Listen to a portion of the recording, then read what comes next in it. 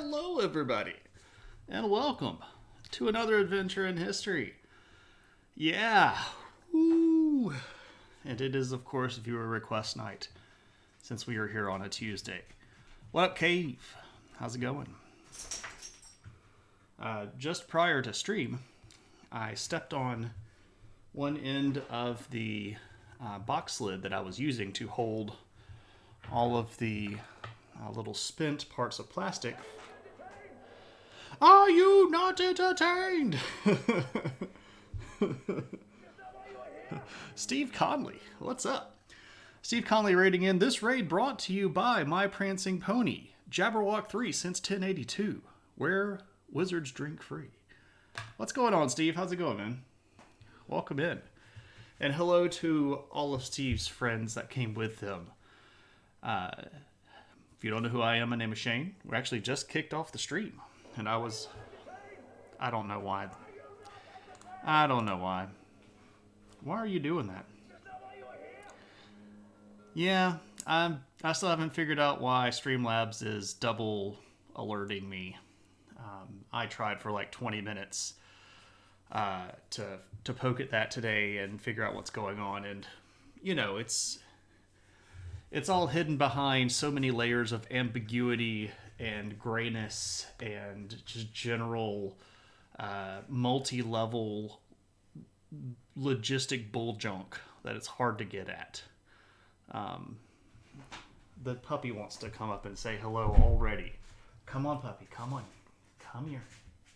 Well, you're going to stretch first. Well, you didn't tell me you were going to stretch first. You just wanted to come up. Yes. Are you going to come up here now? No, you're still stretching. Come on. Come on. It's not that big of a jump. There's the puppy. Hello, puppy.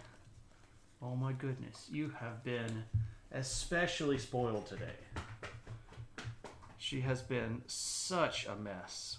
Such a mess. It's Tuesday, and I'm doing dishes, so it must be time for shame. And the pup. What's up, Green Herring? Hey, Schmonite. Good to see you. I'm glad that there's a Schmonite family tradition of doing dishes and listening to history. That's one of the few interesting ones that we've developed over the course of our run. But I hope everybody's doing okay. Steve might have had to raid and run, but that's okay. For those of you that don't know who I am, hello, my name is Shane. I teach history and sociology at college, and on stream what we do is goof off and talk about historical stuff. But we don't do it in like the super weirdo, boring way that you might get at some sort of, stodgy university. We have fun here. We talk about goof football stuff, and we'll be off on some tangent in a minute, and it'll be just whatever it is. But we're all friendly here, so kick back, put your feet up, have some fun. Streamlabs chatbot auto nether system Eldritch Blast system is working perfectly. Exactly, Steve. Exactly. Trying to figure out how Streamlabs works is roughly akin to like translating an ancient language that we only have like 5 or 6 extant examples of, right? Like we don't really know what's going on. We really don't know what's doing. Steve, thank you so much for the raid. For those of you that have been around for a little while, you'll know that Steve is the author and illustrator of The Middle Age. And just last week, I got in a collection of minifigures that are from Steve's Kickstarter. And whenever I can find an appropriate time, I would like to actually build these on stream. This is Bob. I don't think you can see these very well because they're in the plastic, but these are great. These little minis from Steve's Kickstarter. I would like to build these on stream. I've never actually put together minis before, so I'm a little bit anxious about how that actually works. And especially looking at a lot of these attachments, I'm kind of worried about like how dense this material is and how hard it's going to be to cut. But it'll be an interesting experience, and I think that it'll be one that we can get some fun with. So I hope that I can put these together on stream pretty soon. Because, I build models on stream anyway, so I may as well build something in support of a buddy, right? It's way more complicated than Master Level Gundams. And hey, it might be. I don't actually know. I've never put together a mini, and I've never painted a mini before either. Uncle Bill, good to see you. How's it going? Welcome, welcome. Druid, hey. Uncle Bill, do you know if that portion of your last name comes from the same root word? Is it oak related? The drier or drewer part of the word druid is phonetically and linguistically similar to the word dryad, which is, like tree spirit. And it has a lot to do with specifically oak trees, which sort of ties back into the Druids having this connection to nature. Also where the phrase knock on wood comes from. The way that you made an oath in front of an ancient tree spirit was you knocked on the tree in order to wake the spirit up, so that when you said what you said, it could be witnessed. So that's where knock on wood, the saying comes from. Just don't swallow the little parts. Yeah. I was mentioning before we got raided that just prior to stream, I stepped on a box and I have like a Gundam kit lid that has a whole bunch of just spent extra pieces and such, little nibs of things that I've cut off, and I keep those in a box so that they don't get everywhere. But I stepped on the back end of it, and it catapulted all of them. So the floor, roughly this part of the room over here, is now covered with really small bits of plastic. So yeah, that's not so great. Uncle Bill is here. Look busy. Yeah, we've all got to be on our best gear, game here. Best game here. Good gracious. Uncle Bill, by the way, one of the 3 founders of the Knowledge Fellowship. You can read about it right there and follow the link if you want to. Actually, it's French Canadian. Not sure of the meaning. Interesting. Okay. It's possible that it has some similar linguistic elements. The Celts and the Gauls, the Gaulish people, the sort of first big, like sedentary boundary kind of kingdom people. Well, I don't know. I can't even really say that. One of the people that we're going to talk about tonight that lived a lot in France had Druids, so there might be some connections there. I'm not sure. We'd have to try to track that down. The name Dryad comes from their really dry skin. Yeah, it's hard to deal with that. Dry skin can be a bit of a bummer. You should try having bark for skin. It's awful. Yeah, I would suspect so. So knocking on the dead wood doesn't work. No, it doesn't. It has to be live. Which is why I always find it funny when you hear someone say knock on wood and they like find a door or a table or something. I'm like, dude, that tree spirit's way dead. Way dead. I only know that only one Druid ever came across the pond to North America, so we're all descended from him. Cool. He had many children from several wives. Hey, that's the way you do it in the ancient world, right? How did they draw an ID? Can't even... Oh, how did they draw an id? Can't even draw an ego. Ba-dum-bum. We're all born with ids, according to Freud. It's the other ones that we have to develop. Yep. I've read probably way more Freud than I need to. Which is, of course, if you're into the psychology world, I probably have not read enough. But and the Industrial Revolution brought a lot of Quebecois to New England. Your branch came from Connecticut. Oh, cool. It's good that you know ancestry stuff. I got really involved in that for several years and did a lot of genealogy work on my sides of the family. So I've got a lot of that similar information. But it's good that you know that. I encourage people to learn more about their families. Even if it's stuff that you don't necessarily want to know. It can be both revelatory and it can give you some perspective. And perspective is one of the big things that we get from history. And I think that we need to pay more attention to that sometimes. So there we go. Anyway, so we're on viewer request night. I only noticed this week that Connecticut has 3 C's in it, and you were furious because we only say one of them. It's not Connecticut. It's Connecticut. Well, you say two of them, I guess. Yeah. That's what happens when you try to anglicize Native American words. We end up not saying them the correct way, and we end up spelling it like all jacked up. So, English. That's what we do.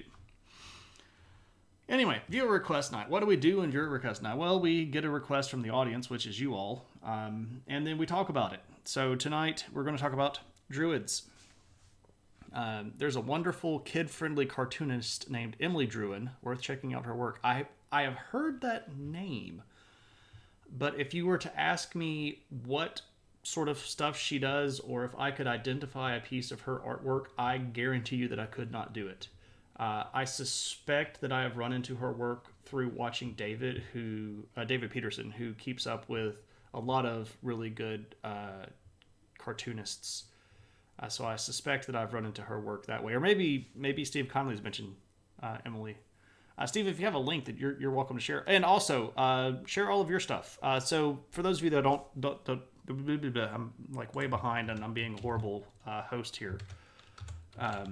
You should go follow Steve Conley, who is a great person. And I don't just say that because he's here in the chat. Like, he really is. He's a good guy. I've met him. He's a really funny dude. He's got a lot of knowledge. I respect the heck out of his punnery. It's masterclass punnery, people. You should really go check it out. He does art stuff on stream. Sometimes he's cartooning. Sometimes he's sculpting. Sometimes he's rendering 3D models with paint and stuff like that. It's really fascinating. You should go give Steve Conley a follow and hang out in his world. I had to piece most of that together from a scant in English clues as an adult. You were raised by your mother's family in the Deep South. Oh, wow. From Connecticut to the Deep South. I wonder if they came down during Reconstruction. That would be fascinating.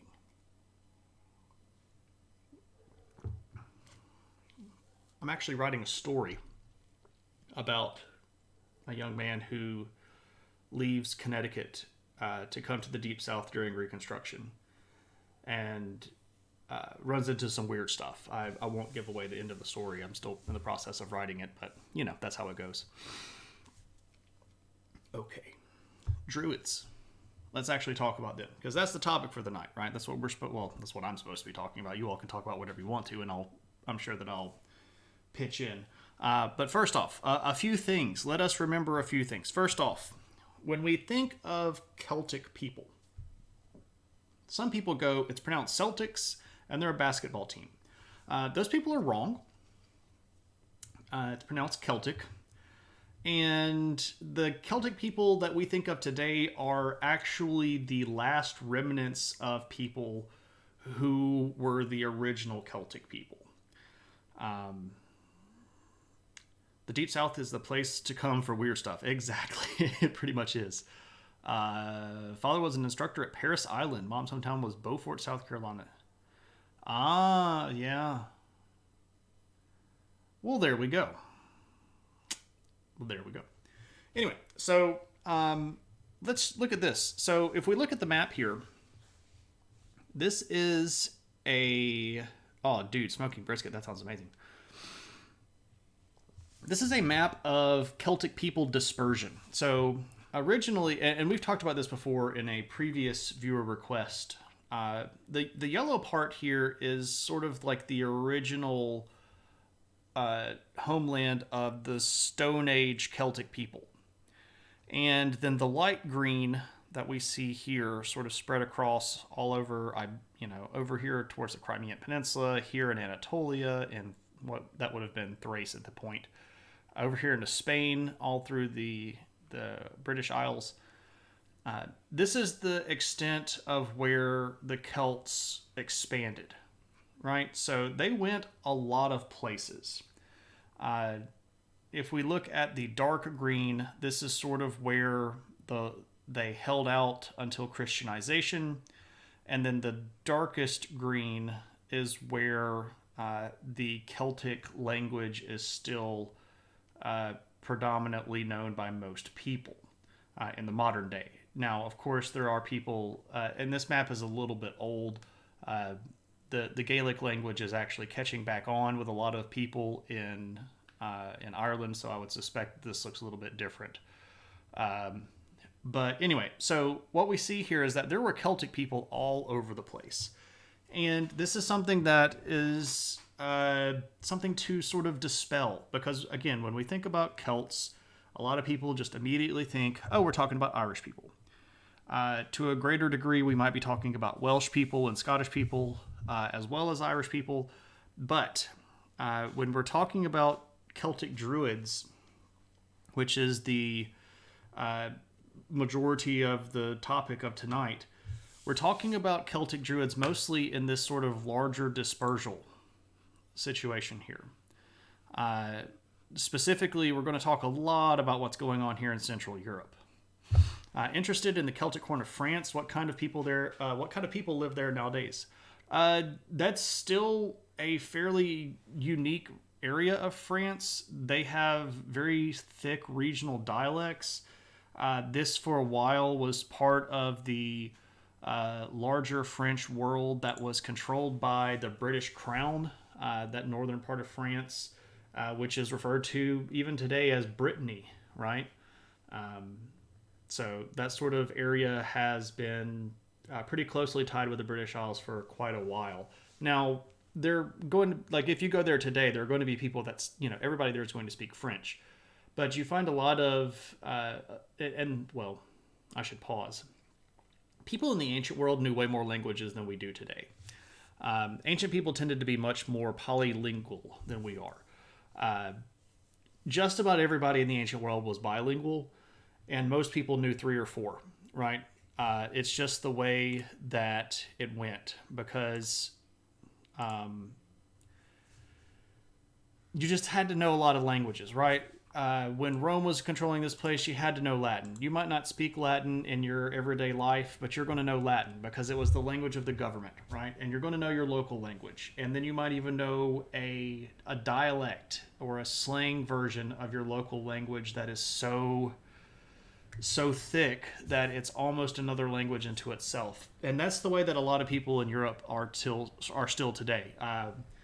Most people in Europe are still polylingual in a much higher percentage than anybody in the United States is. And that's true in a lot of the world.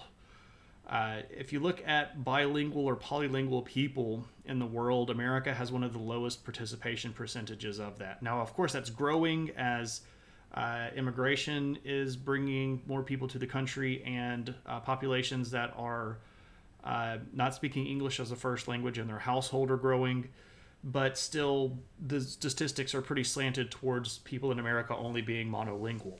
So that is a little bit of a disconnect a lot of times when we think about the ancient people, because, and I'm not saying that this is what you were thinking, Homeheart, but just I run into this a lot with my students. They think, oh, those people in the ancient world, they're just dumber than we are. And then I have to tell them, like, no, they knew like 3 or 4 languages, and they knew how to do a lot of stuff that we couldn't do today. And one of my famous things that I love to tell my students is, if I took you to the middle of the national forest and dropped you out of a helicopter and told you had to live there for a month, could you survive? And, most of my students were like, well, I would just call somebody on my cell phone. And I'm like, you don't have your cell phone because I've taken everything from you except for the clothes on your back. Could you do it for a month? And they're like, oh, heck no. And I'm like, these people could, because they knew a lot of stuff that we don't. So it's just a different set. And I know this is a long and rambling answer to what's that region of France like today. It still has a lot of leftover Celtic flavor, similar to this little corner of Spain right down here. The Galicia region in Spain still has a lot of Celtic sort of flavor to it. I'm Spartacus. I'm Spartacus. Tuna.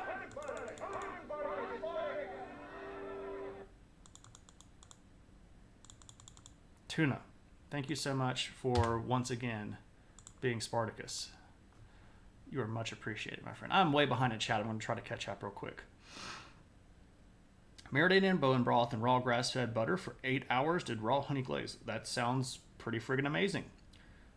Traeger, my father-in-law has a Traeger smoker, and he quite likes it as well. And KP is going to try to say all of the things that he knows in Gaelic now. Also, hey, KP. Yeah, no Google Translate back in the day. And now he's like, language is so thick. What's up, Foggage? I think we're getting more languages, but I think we're monolingualizing the immigrants' kids.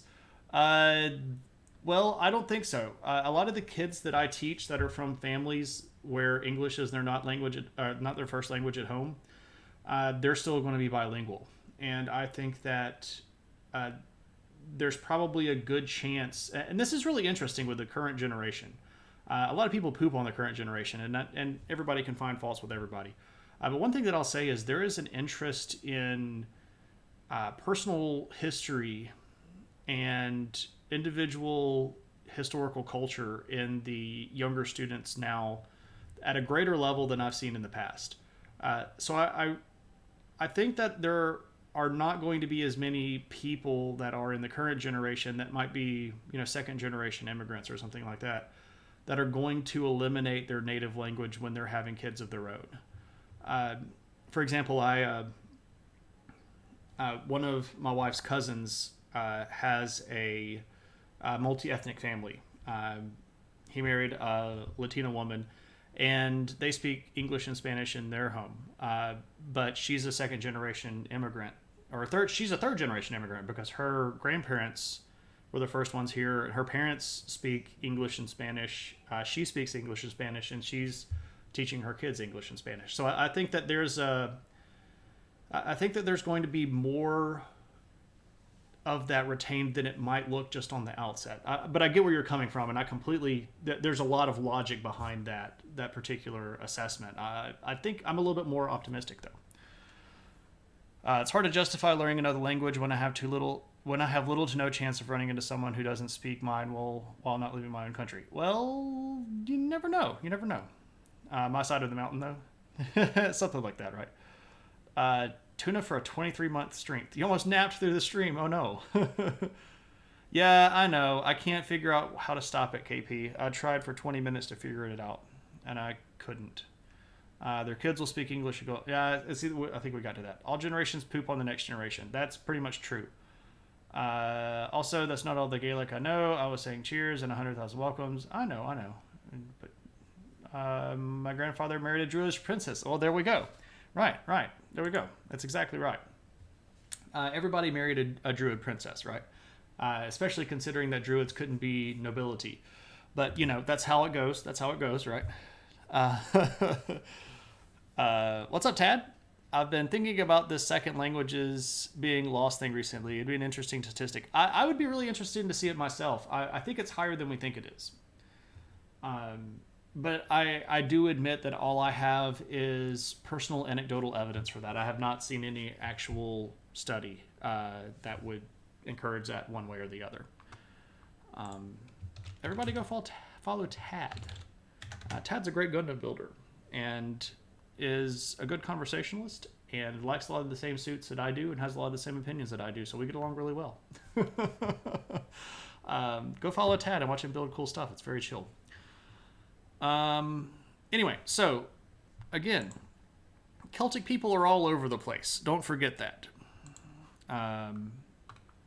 Yeah, I thought about it and then I didn't, because it would have been low-hanging fruit, and I try to be surprising. Always try to be surprising. And I think I Celt with you is a worthy title. It's almost immediately recognizable, and it's apparent.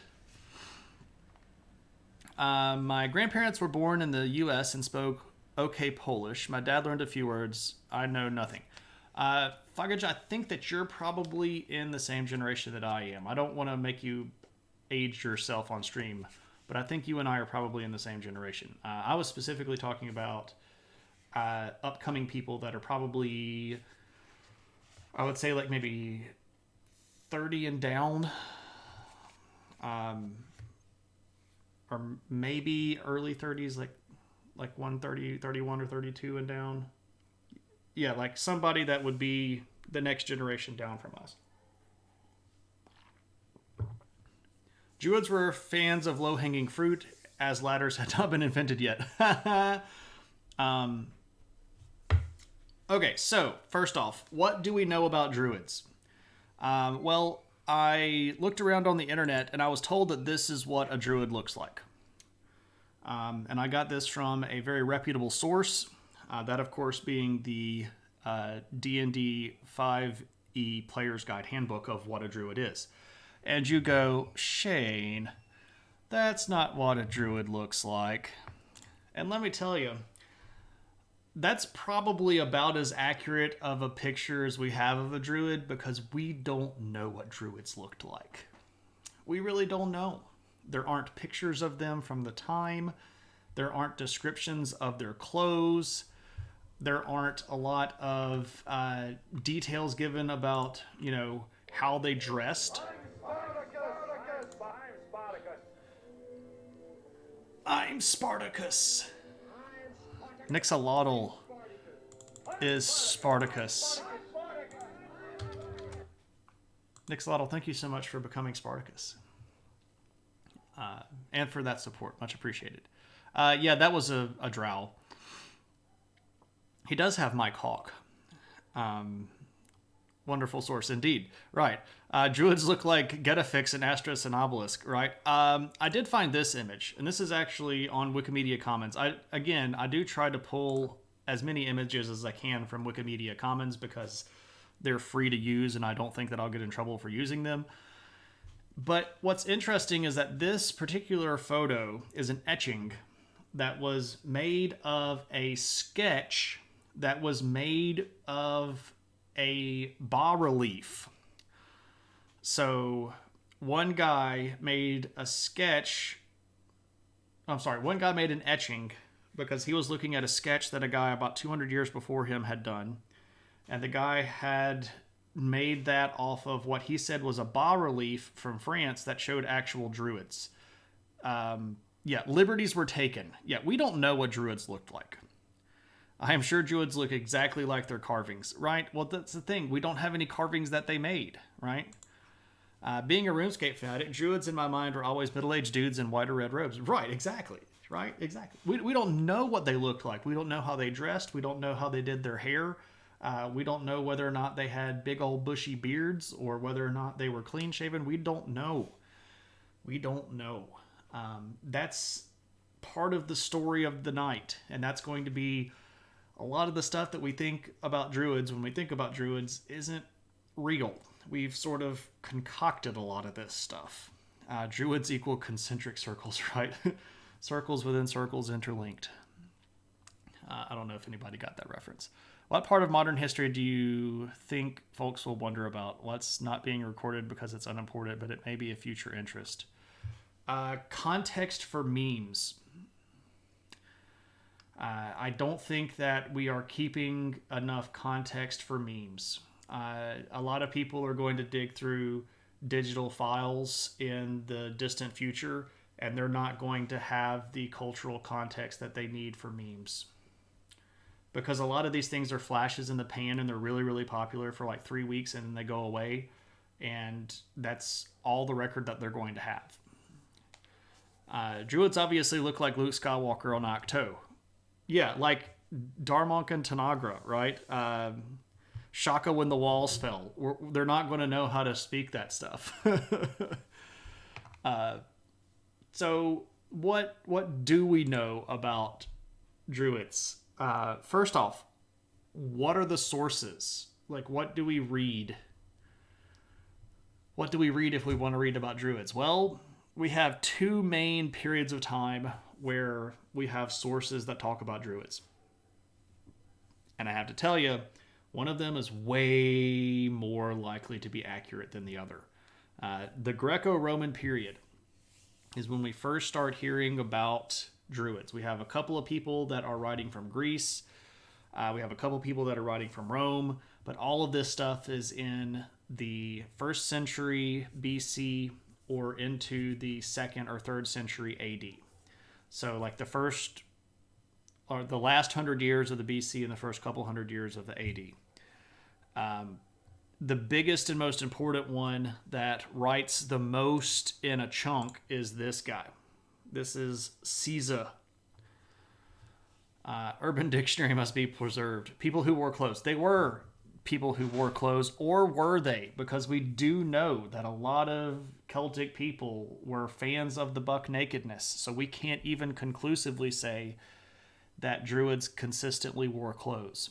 KnowYourMeme.com. Exactly, Dad. Bernie Sanders' admittance is self-evident, right? I still have a little Bernie picture from my Gundam stream. I should put that back up and see if people recognize it. Anyway, this is Caesar. And Julius Caesar actually wrote a whole bunch of propaganda. And he wrote a whole bunch of propaganda when he was conquering this region right here, which in the Roman times during the 1st century BC was called Gaul. Right? And Gaul was this thing that nobody thought that he could beat up, and he went up with a big army and started beating them up, and he started writing these discourses of all the things that he was doing and all the people that he was meeting, and all of this, of course, was designed to make him look like he was the stuff. And it had a pretty good effect because it turned into sort of a smash hit, and his records of the Gallic Wars are going to be a really important piece of history. Now, here's the thing. They're meant to be a little bit licentious isn't the right word. Lascivious isn't the right word either. He kind of sexied it up a little bit because, again, this is propaganda, and he was trying to make it look like he was among these weirdo people. So can we take everything that he said to be the gospel truth? It's hard to say, but he does talk extensively for about 3 paragraphs, which is really the longest passage that we have about the Druids total. It's in book 7 of the Gallic Wars, and you can go find all this stuff online if you want to.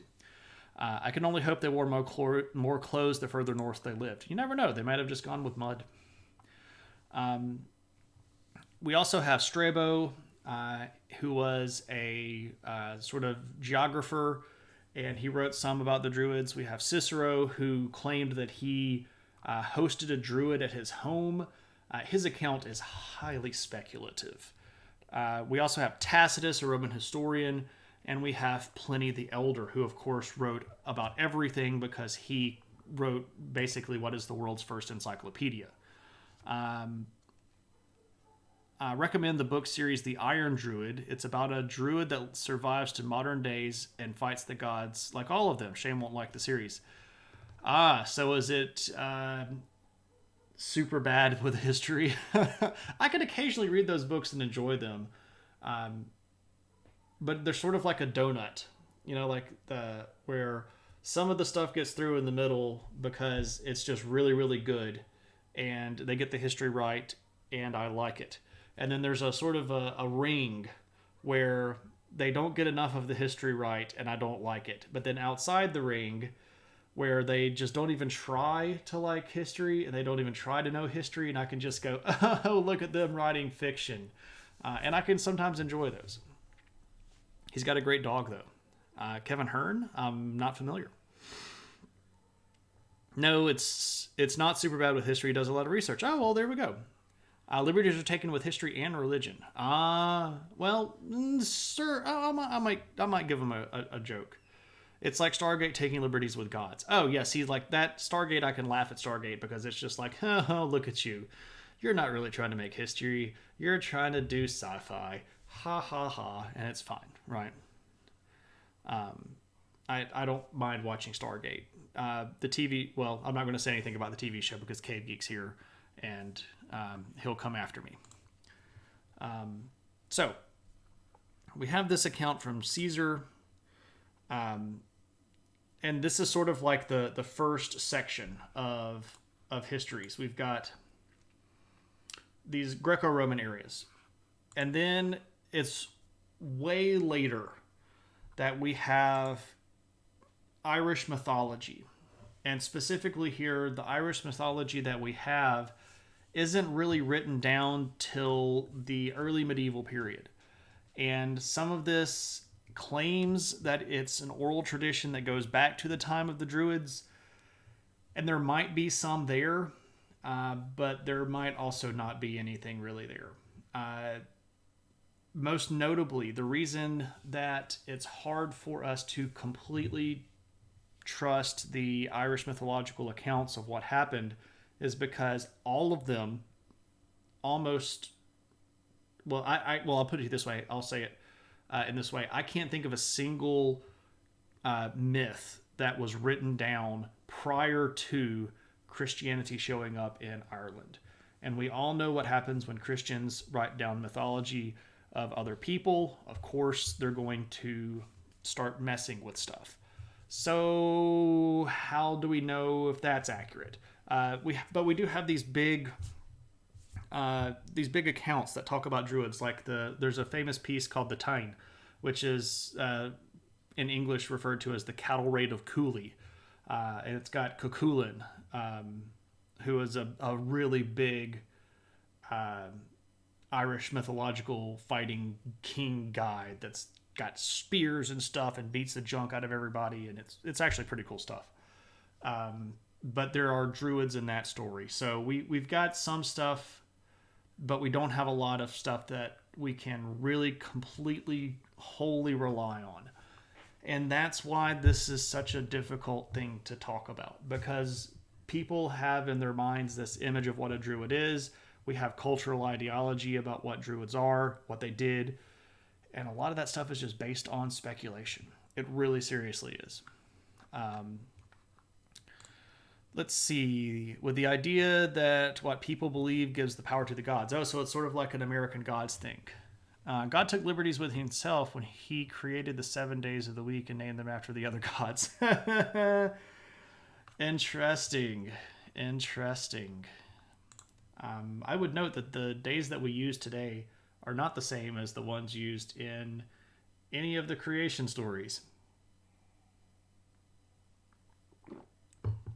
So that threeness thing might actually be imposed from Christianity rather than having them being overlapping concepts. There was an existing pattern of threes inside Celtic art and mythology prior to Christianization.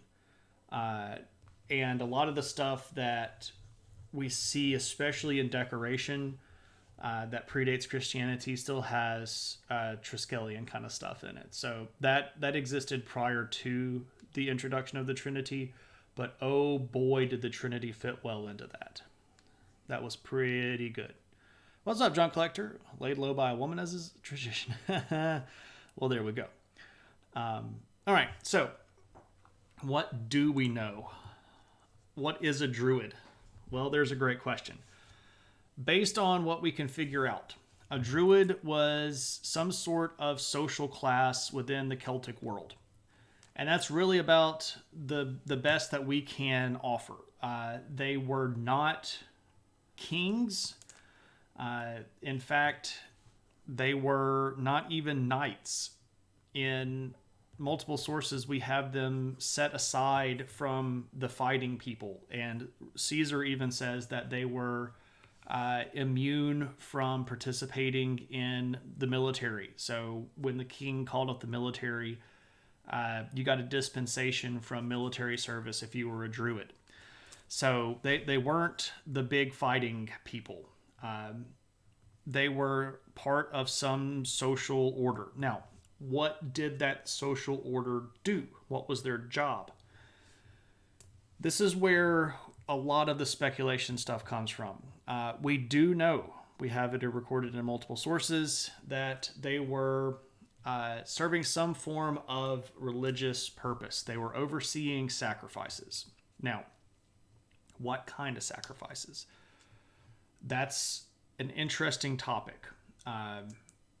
Public sacrifices pretty clearly were on the list. So these are like the big holiday things, right? So like your solstice festivals, your Midsummer's Eve kind of festival, where your harvest festival, where you're going to get together as a big group and you're going to do big sacrifices. This is where the Druids would oversee this stuff. But also private sacrifices. And this is getting into a little bit of the weeds because Caesar here is going to bring up a particular topic of human sacrifice. And this is something that's mentioned in a couple of other sources. But and backed up occasionally with archaeology. Did it happen as much as the Roman and Greek authors said that it did? Probably not. But it does appear that the Celts had some version of human sacrifice, and if Druids were over-sacrificed, therefore Druids would have overseen human sacrifice. And this, of course, is going to lead us to all of these fanciful tales about, like bloodletting and getting people high on mushrooms and leading them out into the woods and then killing them and that kind of stuff. The only weirdness that we actually have on record is the use of the wicker man. So if you know about the giant man made out of wood that you imprison people in and then burn them to death, that is attributed to the Druids by Caesar and then somewhat backed up by a couple of the other authors, most notably Strabo. History of human sacrifice would be pretty neat. It would be way too long. Way too long. Holy crud, that would be way too long. Yeah, not... So the really bad movie with Nicolas Cage is actually a remake of a British movie. The British movie is not nearly as bad. It's still pretty bad, but it's not nearly as bad. And that came out of a lot of the re-hype of things like the mysticism and magic-y kind of stuff that was big in the 70s and early 80s, right? What level did they cast wild? Yeah, see, that's the thing. Like, did they turn into animals? That is recorded nowhere. That is in none of the ancient sources at all, that Druids could turn into animals. Not recorded anywhere. We do know that their religious function held some level of social conviction as well. This is only recorded in one source, but Caesar says that one of the things that the Druids could do was ban you from the public sacrifices. And what's interesting here, and what got me excited because I've done a lot of work with exile, the way that Caesar describes this is that he says that they got exiled, or specifically interdicted. So if you got banned from the public sacrifices, what that meant was nobody could help you. Nobody could give you food or water. They were supposed to shun you in public. They weren't supposed to give you money for aid. Basically no aid. You were literally an outcast. You were barred from fire or water.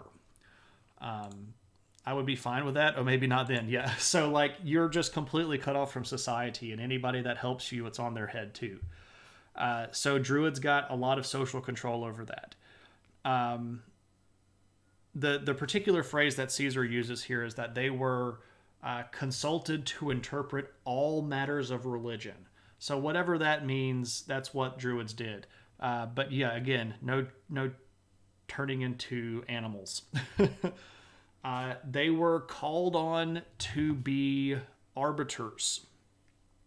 And this gets into lots of speculation as to how far of an arbiter they got. Did they get to... Ooh, I forgot to show you pictures. It's hard to find pictures of Druids because, again, we don't have pictures of stuff. But I did find this. This is a place called Dromberg, which is in the Irish countryside, and I thought it was pretty. And it's got standing stones. These are the types of places where Druids would have probably done big sacrifices at standing stone locations like this one. And I figured, hey, why not show a picture of Ireland?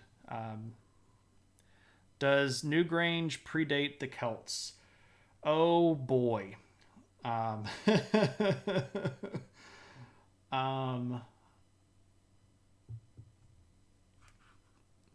Well, let me answer this question for you in the answer of another question. How badly do you want me to make everybody that's a Celtic historian mad? Because technically, yes, the Newgrange site is considered Neolithic, which would have been prior to when most of the Celts arrived. But did it get used by Celtic people? That's the question. Because it's the the theory that Newgrange, the best theory that we have of Newgrange is that it was built about 3000 BC, which is pretty far back there, way before the Celts would have been anywhere close. But there's a lot of debate about exactly when things were built, what particular parts of it were added later. By the way, so Newgrange is this really big site. It's older than Stonehenge. It's in the, well, here, I think we can probably just zoom into it. It's like in the northeastern part of Ireland. But it's this kind of big complex of lots of stuff. There's a big old temple here, and there's a big old thingamabobber and lots of standing stone. Ooh, pictures. Cool. Let's just go here. Whee!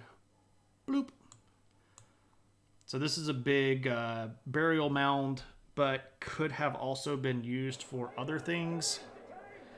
Are you not entertained? Is that not why you are here? Philosophy. What's up, Aristotle? You need a big brain emote.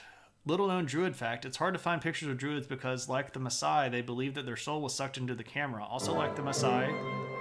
Dun dun dun! Dun dun dun dun! Dun dun dun dun dun! Slim Jim Pickens. Good to see you, man. I see you in Aristotle's channel a lot, so good to see you. Welcome on in. Welcome to the adventure. And hello to everybody from Aristotle's channel. If you don't know who I am, my name is Shane. I teach history and sociology at college. We're talking about history stuff tonight. Specifically, we're talking about Celtic Druids. And right now we're looking at a site in Ireland called Newgrange, which is a big old tomb and has a whole bunch of other stuff going on sort of around it. There's not really any, well, okay, so I say tomb, it's not even agreed that it's a tomb. I should not say that it's a tomb. But it is a passage tomb. It's a tough thing. Let me catch up and then I'll say more stuff about it. Calm Horse, ever heard of Newgrange? Oh, it's a pretty cool place. I'd love to go there. Recent new music genre, right? Philosophy. Bruna Blunt, I'm not familiar. It's in the... Okay, so yeah, it's... Okay, I'm putting words back together in my head. Yeah, it is. So the Bruna Blunt is a... And I'm not even saying that right. I think it's Bruna Bin, is how you say that. Vipers can correct me. But that's a really big complex, and Newgrange is it's sort of inside of the larger complex. Infernal is here. Welcome. Lumpy's been there, and I'm jealous. Rumors spreading around that Irish town outside of Newgrange. Phil of Safi is a dear Phil. Yeah, there we go. Gotta admit, nothing about ancient history. Only glancing idea of who the Druids were. Interesting. Well, hang around. We'll talk about that a lot. Aristotle, how was your stream? Nogra, I saw you come in too. If you're not following Aristotle already, you should. He's a philosophy professor. He's a really smart guy. He's got a lot of patience for people that ask questions that seem like they might be dumb, but he knows when people are being honest, and he's good at relaying information to people, which is the sign of a good teacher. And you should go give him a follow. We've also got Infernal in the room, who knows a heck of a lot about a heck of a lot of stuff. And despite you going, oh, I don't think game streamers are that smart, you should go follow Infernal because she plays games and goofs off, but also has a metric crap ton of knowledge that she can drop on you about all sorts of things. Just don't ask her if I'm a liar, because clearly I'm a giant liar. And we have Nogur that snuck in with the raid. Nogur as well is a very intellectual individual that reads philosophy papers and translates that into a way that everybody can hear it. And that's not an easy thing to do. Translating academia speak into general speak is a massive skill, and Nogur is really good at it. We've got Lumpy Dragon Potato hanging out in the room. I need to make commands for like all of these people and just like do exclamation part like Lumpy or something. I'll put that on the giant list of things that I have no time to do. Go follow Lumpy because he's really cool. He has a PhD in chemistry and he's ridiculously intelligent about that stuff and has really good perspectives on world stuff. because he's been all over the place and travels a lot. But he also builds things on Minecraft that are pretty cool. Shane and Eris are great at humoring people coming in with questions teeming with prejudice. I saw them disarm budding right-wing nutcases and carrying words. Anyway, so about Newgrange. Okay, so first off, it's built like a big old tomb, and it probably was a tomb, and then it probably got retrofitted for other things. There's a lot of speculation about exactly what it is and how it was used. Nobody really has a lot of argument that holds up across the board. The original site was certainly pre-Celtic. Whether or not it was used for something different during the Celtic period, that's where we have all sorts of fun debate. And at that point, can you call it a Celtic site? Can you still call it, or do you have to call it a Neolithic site? Well, you know, blah, blah, blah, blah, blah, blah. People are going to argue, and people get really ticky about stuff like that, where it has multiple different interpretations, because everybody likes to be the right way, right? So you're saying aliens made it? Absolutely. Aliens. Alas. Anyway, so we're talking about druids, and I just dispelled the rumor that druids could turn into animals. That's not recorded anywhere in ancient sources. We talked about the few sources that did talk about druids. We talked about who they were. We talked about who the Celts were. Now we're sort of talking about the duties that we think that the druids probably did. We talked about the religious aspect. Now we're sort of talking about the legal aspect, because it does appear that druids had some sort of legal role. Now, was this related to the religious role? There's a strong hint here that that is the case. In the ancient world, there's not necessarily very much of a differentiation between church and state. You know, in Western societies today, we think that our law is separate from our government. In the ancient world, that's not so much the case. Justice was very much considered in many places the justice of the gods. So if you are over all things religious, you might very well be interpreting the will of the gods in legal matters. And I think that's probably a fair thing to assess about druids. Like they had this sort of legal authority through their religious function. But what do we know that they did? Well, they could judge crimes. They could solve disputes between people. They could even solve disputes between nobility and the king, which is a pretty high level of power there. That's almost sort of like an independent judiciary, which, again, shouldn't be considered the same sort of thing like we have today as an independent judiciary, because this was very much, again, wrapped up in the religious world of the time. Or maybe it is exactly like our current judiciary that's wrapped up in the religion of the time. I don't know. Maybe I shouldn't get off on that tangent. But they could set penalties. So they could make you pay things back, right? Like if you had done something, they could set the amount of recompense that you had to do. They could also settle things like your inheritance. So if there was a dispute over inheritance between children of a particular person, they could step in and settle that stuff. They also had jurisdiction over all murders. So if anybody did a murder, they sort of had primary jurisdiction over murder. So there's some level of this judicial arbiter thing that druids could do. They're very frequently talked about being in the court of the king. And we'll talk about that a little bit more in just a second. So they got to witness a lot of stuff. The inheritance and the murder thing go hand in hand, right? Was that word barber, sir? Pretty much. Arbiter. Arbiter is what I said there, I believe. Like the arbiter from Halo. Again, aliens. If one more person says doesn't look Druish, that's the fourth person that says Druish tonight. And I know it's like the one line from Spaceballs that everybody knows, but this is why I didn't make it the title, KP, because I knew everybody was going to say it anyway. What's up, Moose? Good to see you. No. Just Slim Jim Pickens. Don't ever feel bad about asking questions. I mumble, and then I get on word vomit sprees where I say things and I don't enunciate well enough. you are welcome to ask me what the frickin' word I said was. That's perfectly fine. It takes a lot to make me mad, and nobody's ever made me mad on stream yet. So,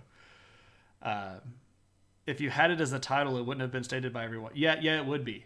You would just make other Spaceballs references in order to make it known that you recognize the Spaceball reference. A challenge. Right?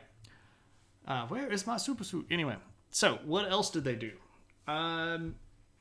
Caesar and, to a certain extent, some of the Irish tales seem to imply that Druids had a certain level of influence when it came to public education. Now, this doesn't mean that they had, like, first grade, second grade, primary school sort of stuff. What it meant was that they had certain knowledge that they told to the kids, right?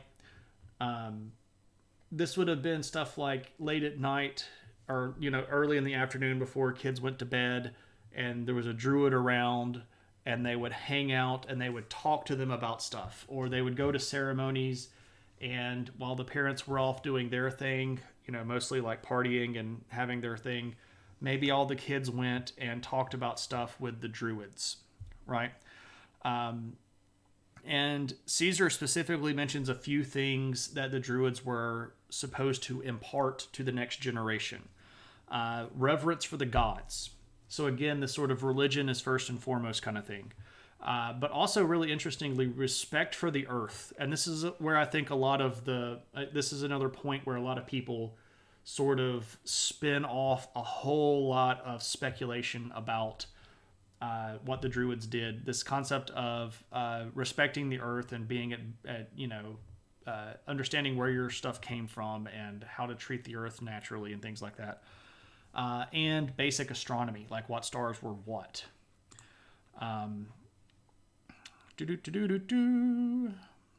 Beer. I like beer. I still like beer. Oh, Fall Machine. I know that reference. Beer. I like beer. What's really ironic is that he has not delivered nearly as many slam dunks for the conservative side as a lot of people thought that he was going to.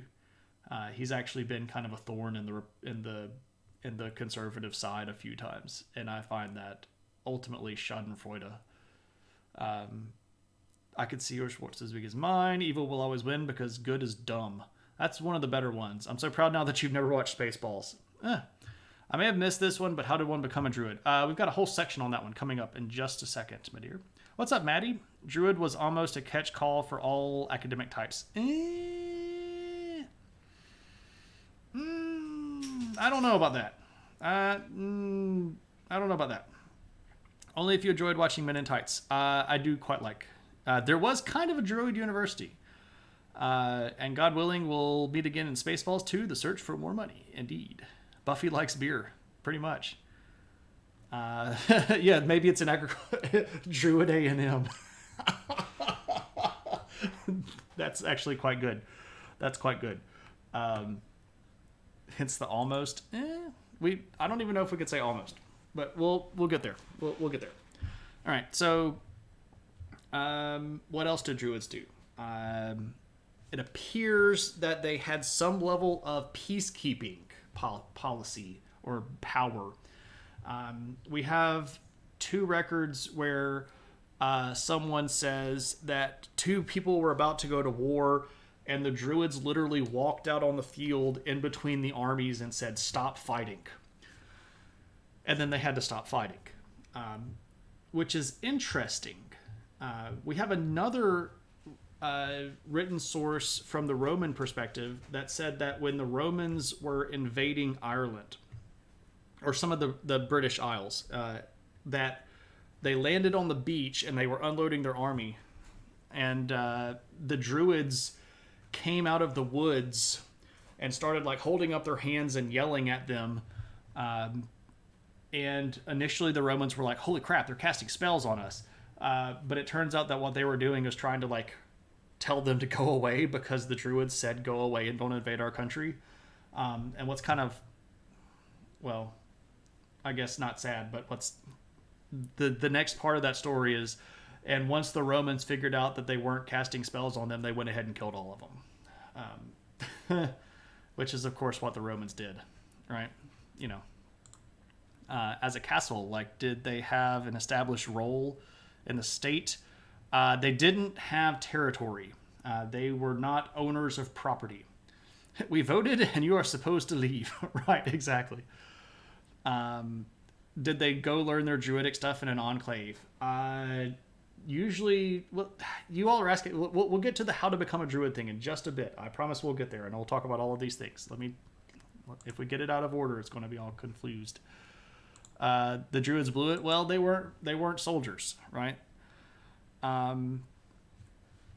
There do appear to be yearly meetings, and there were big high meetings where everybody would apparently travel to a central location, and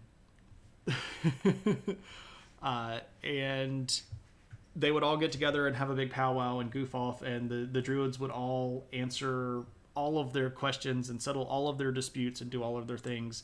And one of the things that it appears to have been part of the sort of larger stuff that happened at these meetings were boundaries.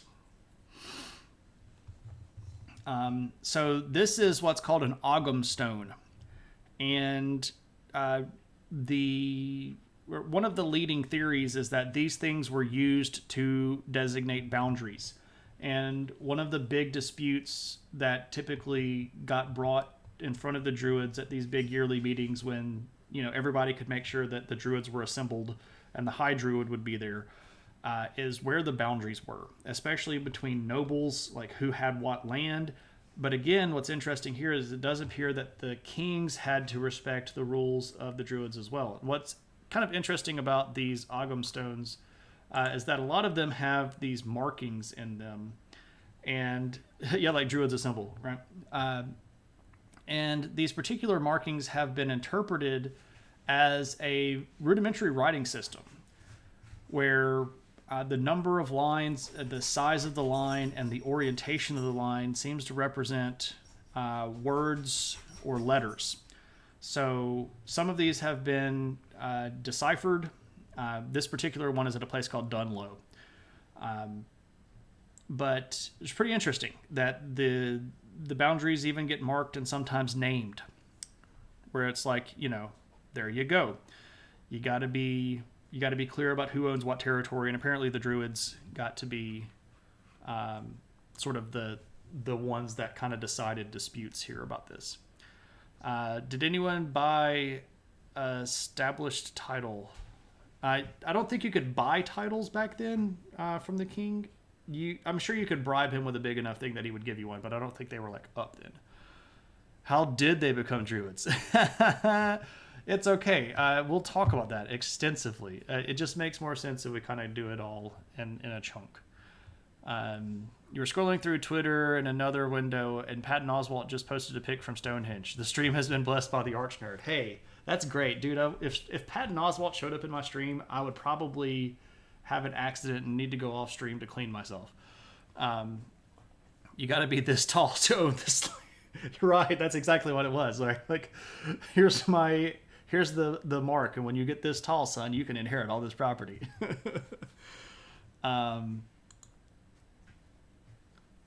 Did I miss the joke? Did anyone buy a established title? I don't get it, Infernal. I'm so sorry. Established titles got outed as a scam a few weeks ago. Oh, okay. I got you.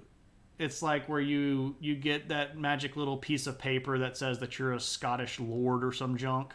Yeah, that didn't make a blip on my radar because I just kind of laughed at those people. Okay, you're good. I'm with you. I've caught up now, but it's just that was one of those things where I sighed really deeply, shook my head, and then immediately forgot about it. So it took me a while to kind of like dig back through the deleted emails. Like, you know what I mean? Like, where you deleted something that was kind of important and you're scrolling back through your junk file hoping that it's still there, like, oh crap, oh crap, oh crap, oh crap, oh crap. You found the real photo online. What is this? Oh yeah, Ablis. Yeah, that's actually exactly how it goes, right? Druids sacrificed humans, right? Marvel Captain America, they did. Legal Eagle on YouTube to degrade analysis of established titles. Indeed. That's actually, Aristotle, that's actually what KP linked me to. So he's like, look, this happened. And I was like, and he's like, look, here's an analysis of it. And I was like, And I kind of just laughed. And then there's KP saying, hey, I'll link that. So there we go. Buy a lot of land, get a title of Lord. Yeah, exactly. The McKenna Chive, indeed. Who didn't sacrifice people back then?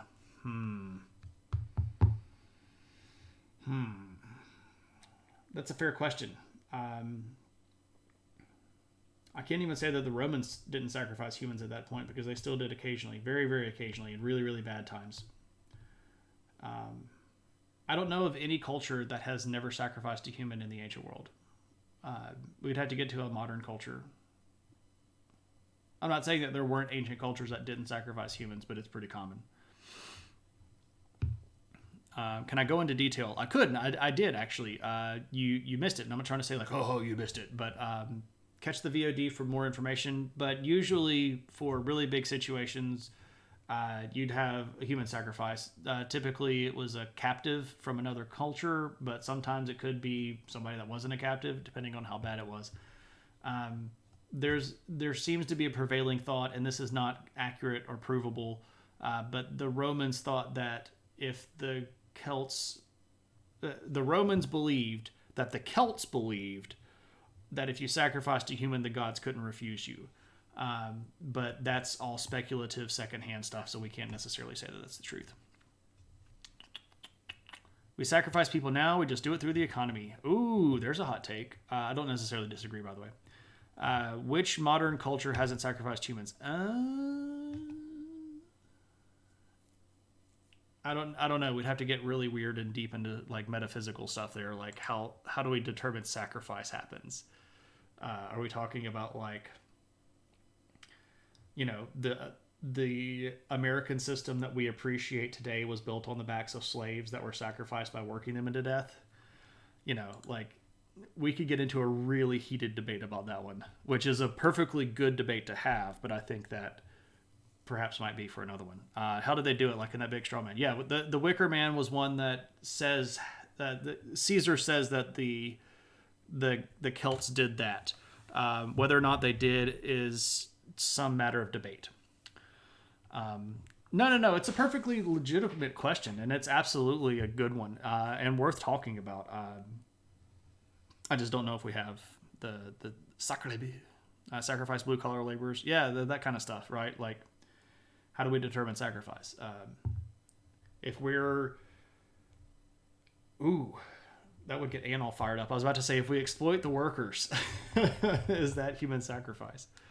Due to budgetary constraints, we're going to have to burn you in a wicker chair. That's horrible. That's really horrible. What's really interesting, though, if you watched... oh, crap, what was that movie that I didn't like? What's it called? Midsummer. Not really any evidence of Scandinavian people doing Wicker Man kind of stuff. Human sacrifice, yes. That version of human sacrifice, not really historical. Why would Caesar lie? Because he was trying to make himself look real good, and people in the ancient world just as likely to lie as we are. He might not have absolutely made something up out of thin air, but he might have overemphasized stuff or misunderstood something, or maybe they only put animals. So like another one of the sources that we have that talks about Celtic sacrifice said that they put animals in a big wooden box and burned it with the first harvests, right? So maybe Caesar didn't understand what was actually going on, and they were talking about, hey, look, we put stuff that's alive in that box and then we burn it. And he's like, they burn humans, holy crap, right? So like we don't... It's it's just as likely that people in the ancient world misunderstood or misinterpreted or misrepresented other people as it is today. If we don't have archaeological evidence to back this stuff up, we can only take it so far. And we do have archaeological evidence that humans were sacrificed, but we can't necessarily prove that they were burned in giant wicker men. Watch Chernobyl. I haven't done that because I know it's going to be like a gut punch. Caesar was all about pushing his own agenda, absolutely. And the document that he was writing it in was absolutely to push his own agenda. And salad, right? So we've got fruits, and we've got a meat tray, and we've got salad, right? I have a tough time watching stuff like that because I get really empathetic with the characters, and it has a disproportionately large effect on my emotional state. So I kind of avoid high emotional stuff like that sometimes because I know it's going to wreck me, especially when it's historically related and I know a lot about it. It's really hard for me to get into stuff sometimes. Jewish people did not ever burn humans alive. No. That Jewish sacrifice was not human sacrifice. And Jewish sacrifice was always done with dead animals. You killed the animal first in the proper way. You gave part of the animal's body to the temple, which was sustenance for the priesthood that they could either use or sell for the upkeep of the temple or the priesthood, and then they burned the rest of it on the altar, and it was always dead. The only time that they did any sort of live sacrifice was like the scapegoat on Yom Kippur, but they didn't actually sacrifice that goat. They set it out wandering in the desert, and it just lived out its life naturally and died of natural causes. But that wasn't like a live burning. The Jewish sacrifices were never done live. You understand that emotional issue? Yeah. And then Madame Brittany has to cuddle me? Exactly. No. The Jewish sacrifices were never... as described in the Tanakh, specifically in the Torah, Jewish sacrifices were all after the person was dead, or after not the person. Jewish people did not sacrifice people. That was me making a slip. The animals were always dead. It's been a while, but I heard Chernobyl was gut-wrenching, but also sacrificed accuracy for heightened dramatic elements, which is what a lot of stuff does. Hebrews were fastidious about bleeding. Yes, absolutely. The blood thing especially had to be done in a very certain way. This is where kosher stuff comes in. Kosher is not just the type of food, but it's also the way that it is butchered and the way that it's prepared. It has to be done in a very, very specific way to do things specifically like drain all the blood out of it, because blood is unclean, just across the board. So it had to be prepared in the right way, which includes the priesthood knowing how to do the sacrifice after they killed and butchered the animal. You have to jet. All right, Lumpy, take it easy. Yeah, I know that it's probably really well done, but I know that one's going to be emotional. So I have avoided it. You had some friend doing some work at Chernobyl. Interesting stuff. Okay, so what else? One more thing that we think that the Druids did, and then we'll get on to their organization and how to become one. There's a big debate about whether or not Druids told the future. And part of this comes from the fact that we have different periods of time where we're talking about Druids, and the accounts don't necessarily line up, and even the words that are used to describe these people don't always line up.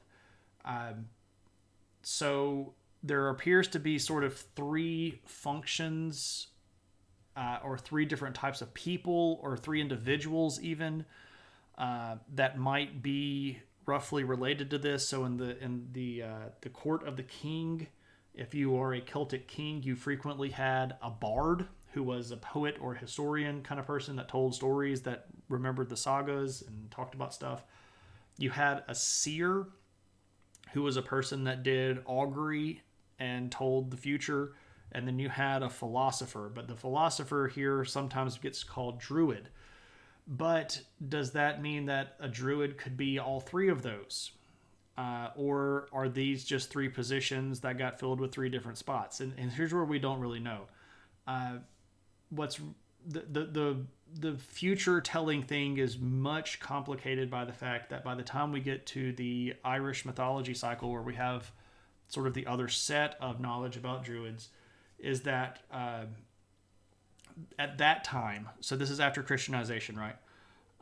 They were seen as fortune tellers and magicians. So this is pretty clearly casting them in a negative light, and we don't know if that was actually part of their original function during the sort of the height of the Celtic world, or if that was some appellation that got mushed onto them by the Christians, who sort of lumped everybody together as broadly pagan, because Christians don't necessarily spend enough time to learn about the nuances of stuff. They just go, oh, you're all part of that stuff, you got to be a pagan, right?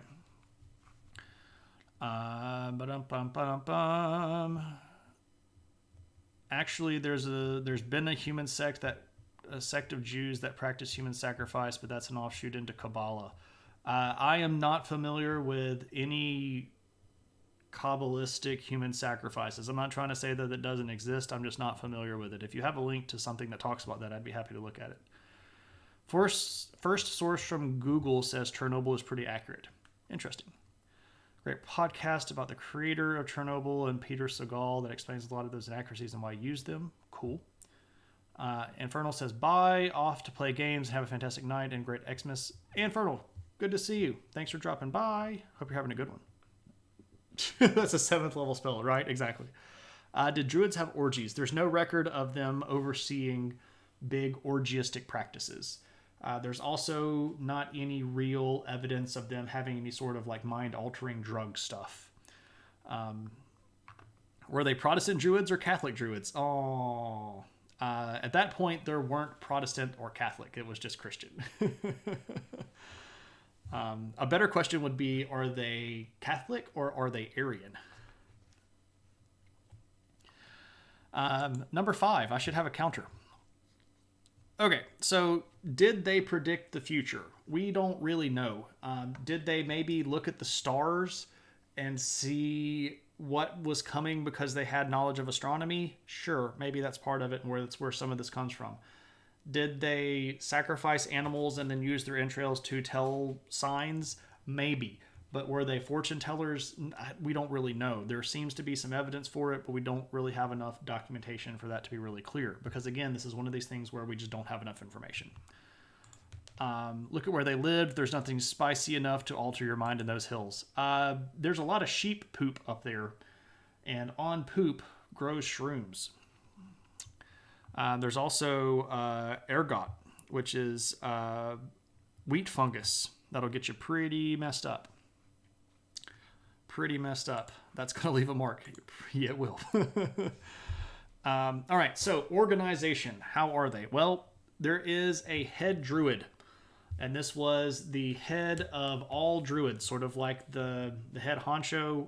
We don't really know too much about what exactly that person did, but apparently if we can hypothesize a little bit about what they did, this person seems to have like ultimate authority over stuff. But when the head druid died, it appears that they had to wait until the next big yearly meeting until they picked a new one. And they picked that by a process of voting, perhaps. Or maybe it was more of a druid off. I don't know. Caesar says that they voted, but Caesar also, again, did he really understand this? No. Did he go to one of these meetings? No. He doesn't claim to have gone to one of the big meetings. So he doesn't really know how they chose this. What about full druids? How do you get to be a full druid? Well, these are people that had completed the training. And the training was long. What color was the smoke? White smoke, right? Wait, druids had AGMs?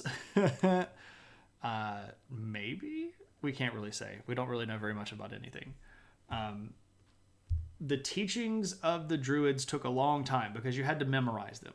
They were transmitted orally. They were never supposed to be written down. This is another really big issue. We don't know a lot about what the Druids were or did because they never wrote their stuff down. And we don't have any copies of it. So nobody even later on decided, you know what, I'm going to betray the order and write all this stuff down for posterity. We don't have any copies of Druid teachings, period. They were all transmitted orally. We don't even have secondhand accounts because you were never supposed to reveal it to somebody that wasn't in the process of becoming a Druid. And it was lengthy. You had to memorize this stuff. And it could take years. Caesar says that it could take 20 years. Is he being weird again? We don't know. But all accounts do seem to say that this was a long process that took a while to do. And it does appear that there was some attempt at a homogenization because there do appear to have been Druids that traveled back and forth from the British Isles and sort of broadly around Central Europe where the Celts were. And they do seem to sort of have maybe not a standard ration of teachings, but at least one that is approaching some expected level of knowledge for you to hit to be considered a full Druid. Who were eligible? This is a big question. This is why druidpapers.org doesn't exist. Correct, right? They taught at DIT, right? The Druid Institute of Technology. Who were these people? Now, in the most ancient sources, the Greeks and the Romans, Druids were men. And it appears that there were quite a few social benefits to becoming a Druid. The exclusion or excuse from being involved in military service was a particularly big one. Also, you were excluded from taxation. You didn't have to pay taxes, which of course is a big one. And you had a whole bunch of social power. So it did not seem that there was a lack of people interested in being a Druid. And we don't have any record of them like forcing people to be a Druid. Trump would have so been a Druid. I don't think so, because Trump would have had to memorize all of the stuff and then be able to recite it back. And he can't even read off a teleprompter. So I don't think he would have been able to become a Druid. How did Caesar acquire this knowledge from interrogation like a Guantanamo Bay? No, he was up conquering the Celts in Gaul. And in the process of doing this, got to witness a lot of their stuff. And, I mean, not like Guantanamo Bay torture, but he did talk to a lot of the people that he was capturing. Only men, that explains why Druid's only dating website failed. Well, there you go. Time to go be a Druid. Taxes are against your religion. There we go. All right, junk collector. Also, never being on the sacrifice list. Yeah. That's right. Because you're doing the sacrifice. You're not going to get sacrificed. So wanted to have been a Druid. I have heel spurs. Oh, yeah, there we go. Yep, can't do it. Got heel spurs, alas. Now, later on, if we look at the Irish sources, there do appear to be women that were Druids. Now, here's the question. If we look at the ancient sources, the ancient Greeks and Romans had words for women that were involved in religious teachings.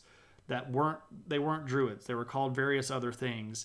And they did other things. Specifically, they were the ones that were sort of like over healing, that knew all about medicine and things like that did midwifing, and they were the ones in Pliny and Strabo that talked about predicting the future through augury.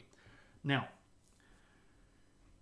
is this an example where later Irish sources have them showing up as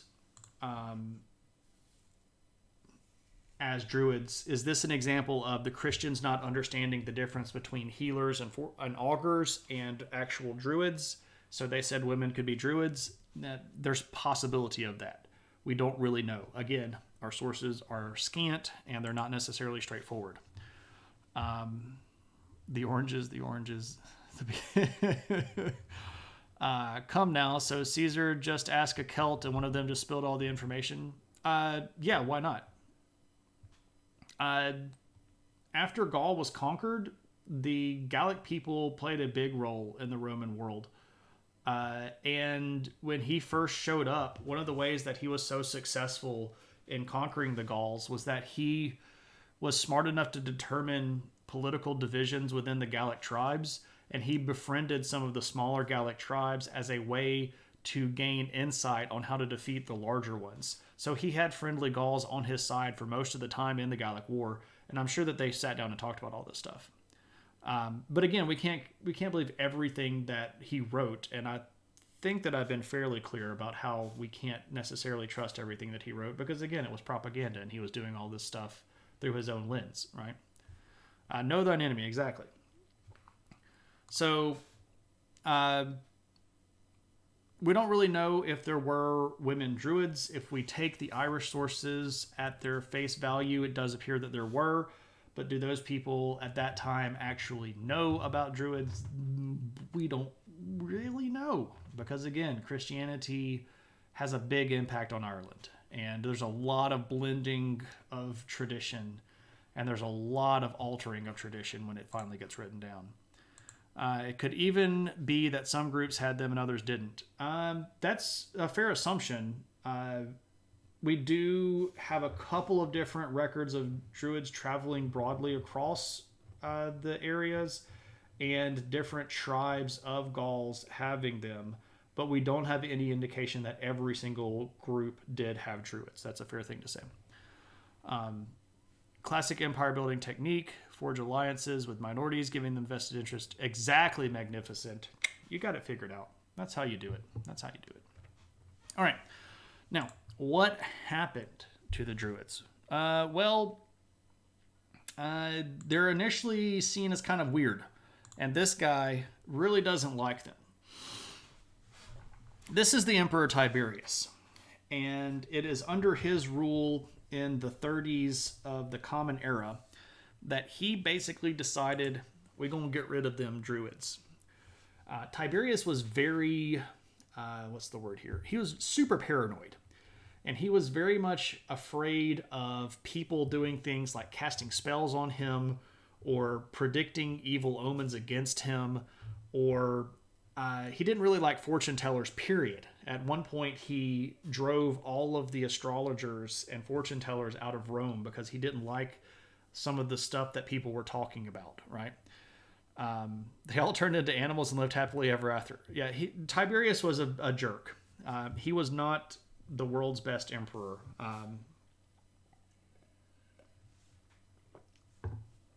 Especially coming off of Augustus, Tiberius was kind of a step down. Anyway, not that he was completely incompetent. He just got super paranoid by the end of his life. At the end of his life, he was so paranoid that he had isolated himself on an island off of the coast of Italy called the Island of Goats, and had a giant palace built out there for himself where he could completely control literally everyone in and out of the island. And at one point, a fisherman caught a really big crab, like this big crab, and was like, I'm going to roll over to the island in my rowboat, and I'm going to give this to the emperor. Because it's really cool. It's this giant crab, and I'm going to give it to the emperor, and he'll be able to eat it.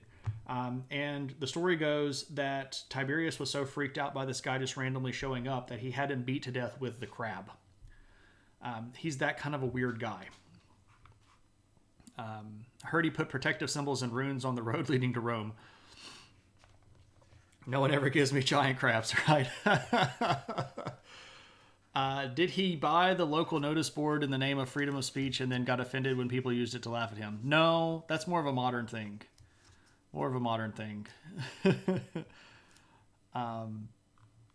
Yeah, Tiberius was a weirdo. But anyway, he outlawed Druids. He did not like them, and under his reign there were laws passed and decrees issued to basically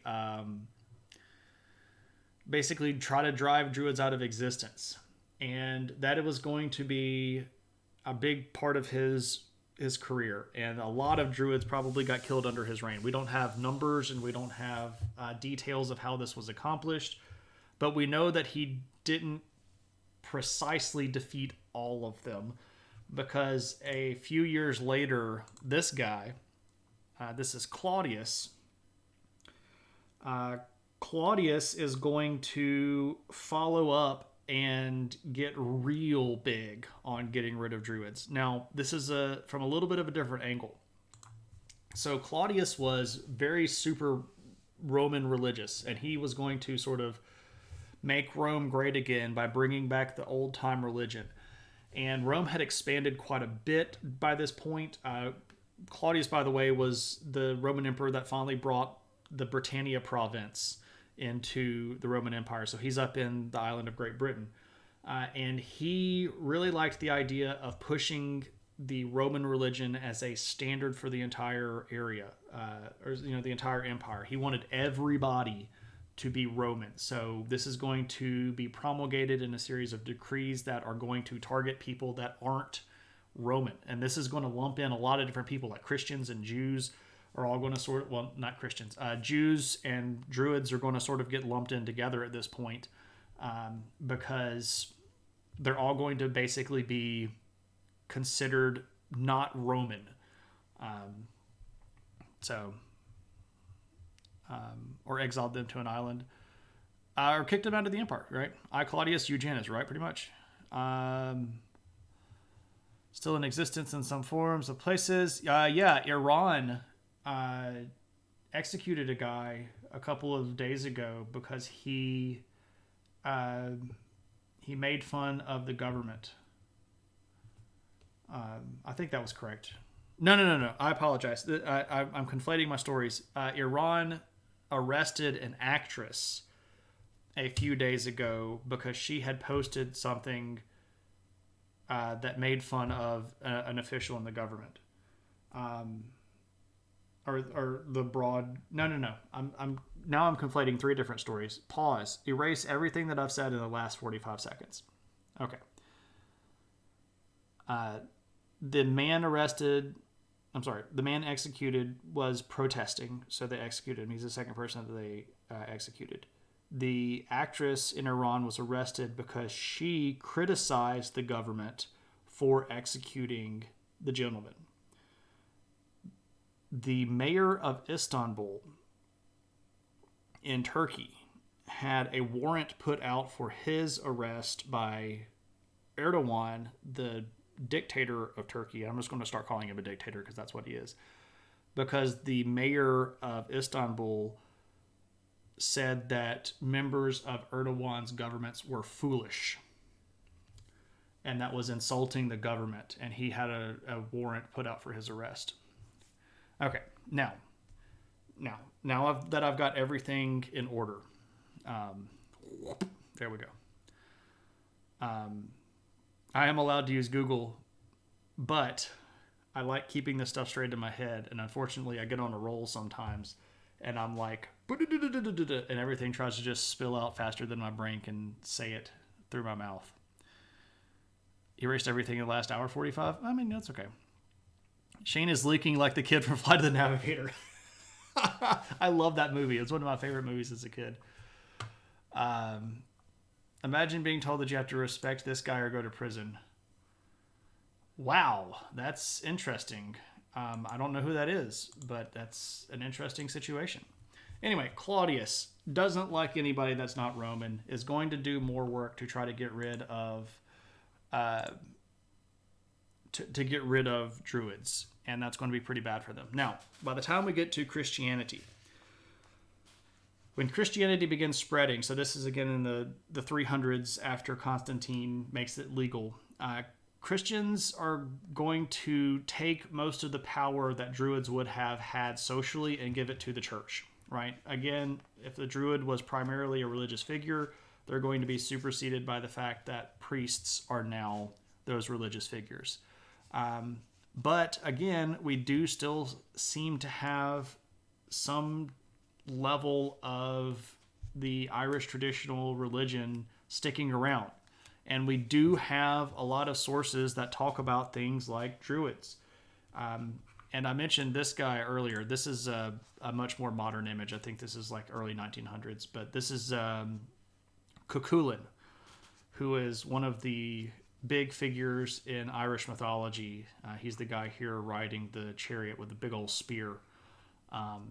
He's got a whole bunch of really cool stories that talk about him in Irish mythology, and he has several instances where he talks to or with or about druids. So by the time we get to that period, though, this is again the early medieval period. What we're seeing is that there's already some denigration of the position of a druid, and they're down there with like sorcerers, workers of magic spells, and fortune tellers. So they had moved from a sort of centralized authority role to a sort of outcast fringe role. And that's what happens a lot with with non-Christian religious figures as Christianity spreads. They sort of get isolated into rural areas. We talked about this a little bit last Thursday on stream. I talked about this earlier in Steve Sketch's stream. Again, this is where we get the word pagan and heathen and stuff like that, right? So even by the time we get to the medieval period, we have pretty bad takes on how things actually function. That's the King of Thailand. That's interesting. Very, very interesting. But we have a pretty clear a pretty clear decline of Druid practice during this particular period of time. When we get to post-Rome, right? So when Rome in the West collapses and we start getting our barbarian kingdoms, right? We've been talking about this for several streams in the Adventures in History version. You know, so your Frankish kingdoms of the Merovingians and then the Carolingians, and your Visigoths and your Burgundians and your Lombards.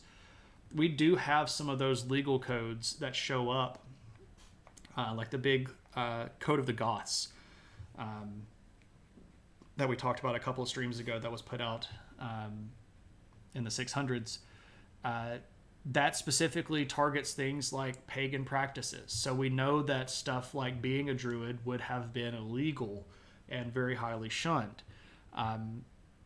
So then we ask, what is the last sort of remnant of druids that we have? Well, the last evidence that I think might be actually conclusive, we have a reference to a really small group of people that were out in the really far reaches of Wales.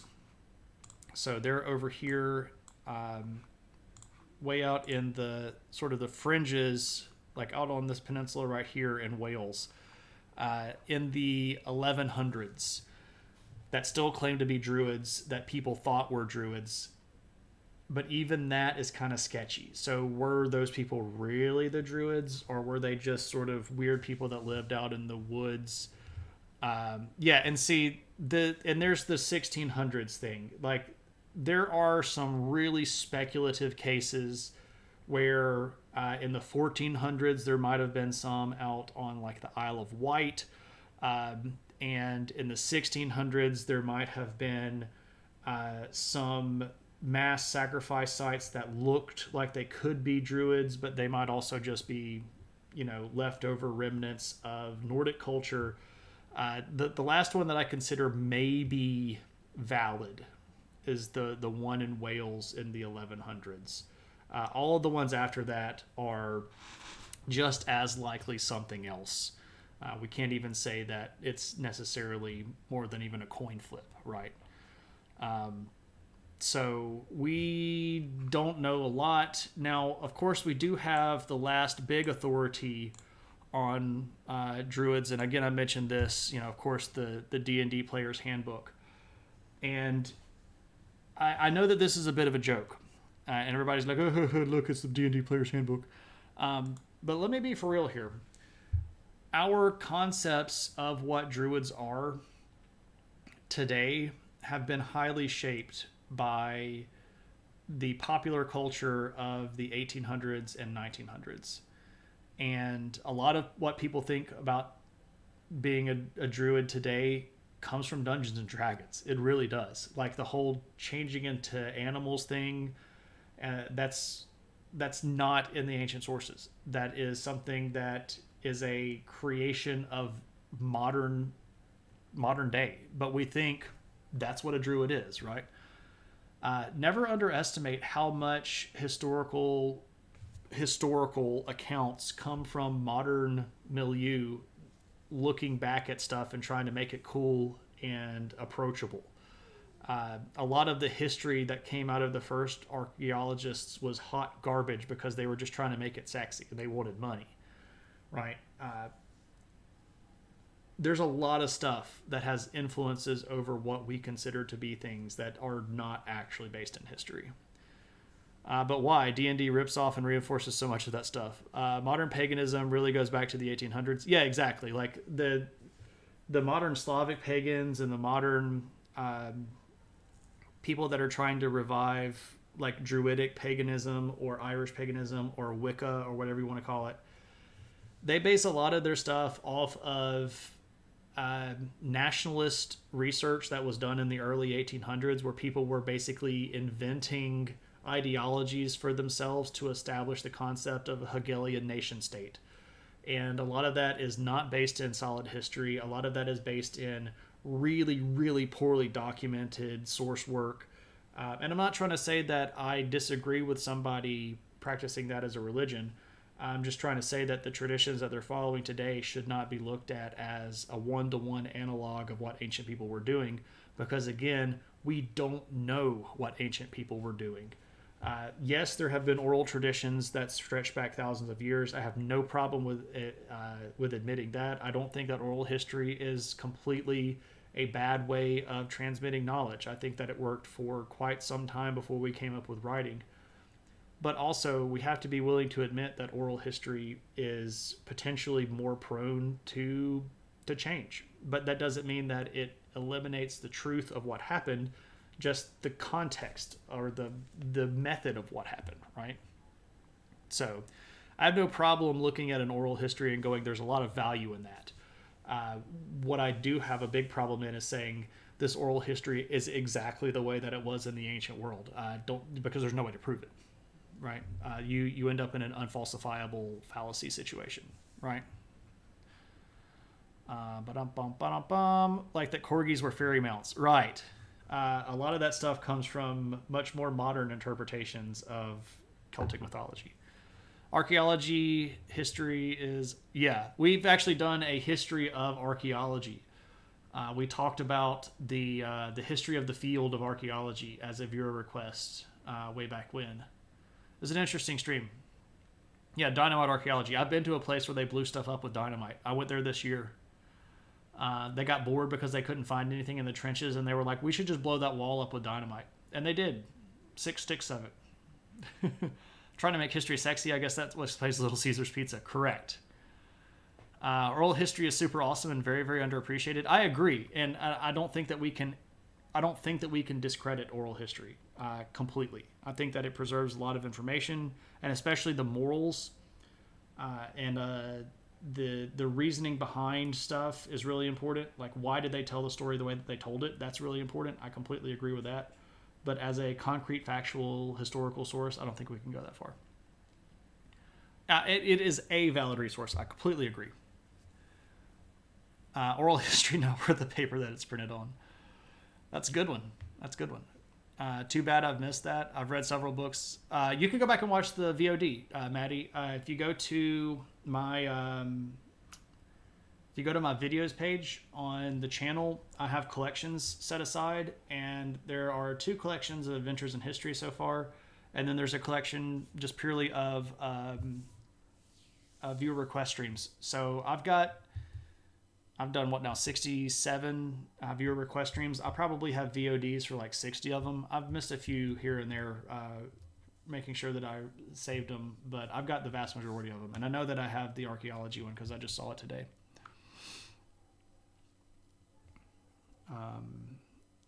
Arneson, co-creator of Dungeons & Dragons, spent nearly a year in the British Isles between the first meeting with Gary Gygax and working with him to complete the game. It's more fun to discuss it. It is. But if you're interested in watching something or just pulling it up and having it as background noise, you can do that too. All right. But that is the Druids. That is indeed the Druids. So, how's everybody? I'm done with my portion, but as always, if you have questions about any of this stuff, or if you want to redeem points or anything like that, you are welcome to. Otherwise, we're going to go see who we're going to raid. Who is alive right now? Who is streaming? I'm looking at it. Dun dun dun dun dun dun dun dun dun dun dun. Cranky Crackpot. That's a great name. Thank you so much for that follow, and welcome to the adventure. That is follower number 890. 890. And as a reminder, I don't mention this very often because it's kind of a rare thing, but when we get to a centennial mark for followers, we do Histories of Middle-earth streams. So we are 10 followers away from History of Middle-earth volume, I guess it would be volume 9. So interesting thing there. If you are so inclined, if you like the history stuff. Who is streaming? I'm gonna look and see who we can raid. Well, thank you. I appreciate that. I stream on Thursdays and every other Tuesday. We need to do that. We need to pick... standard question book. Crap, where is the standard question book? Having a mild moment. Where did I put that? Is it under here? Aha!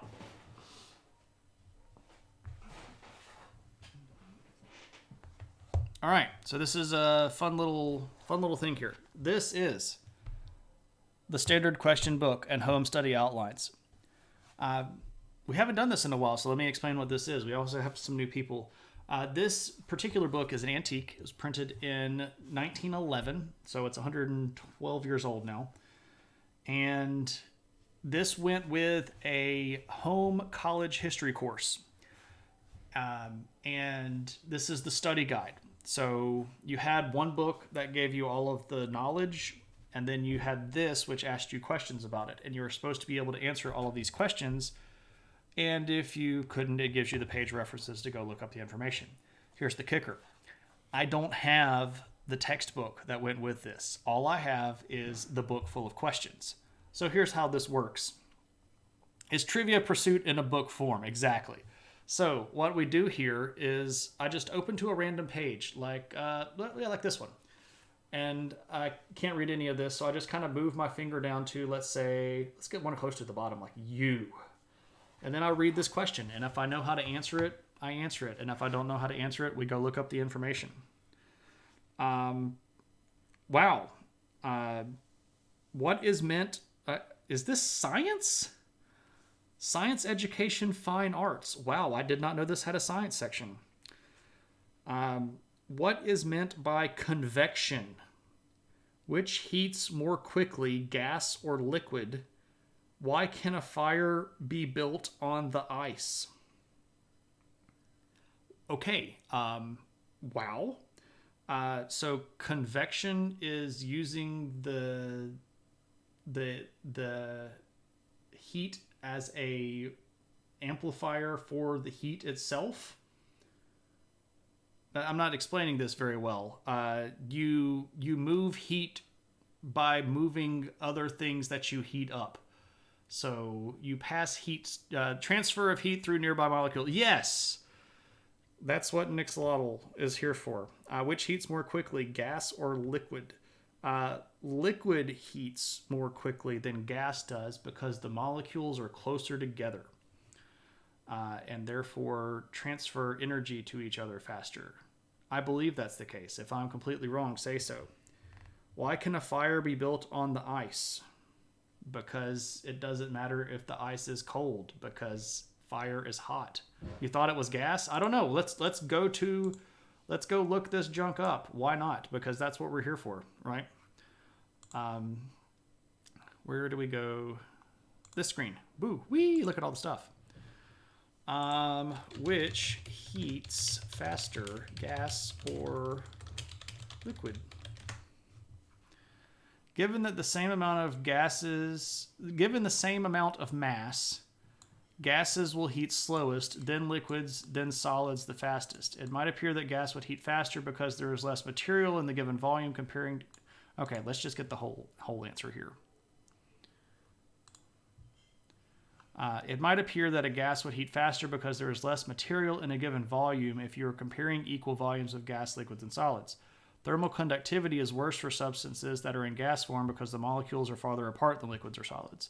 Generally, the closer the molecules are to each other, the easier they will be able to pass energy between them and heat up more rapidly. There we go. Pretty cool. To the Googles, indeed. If the gas...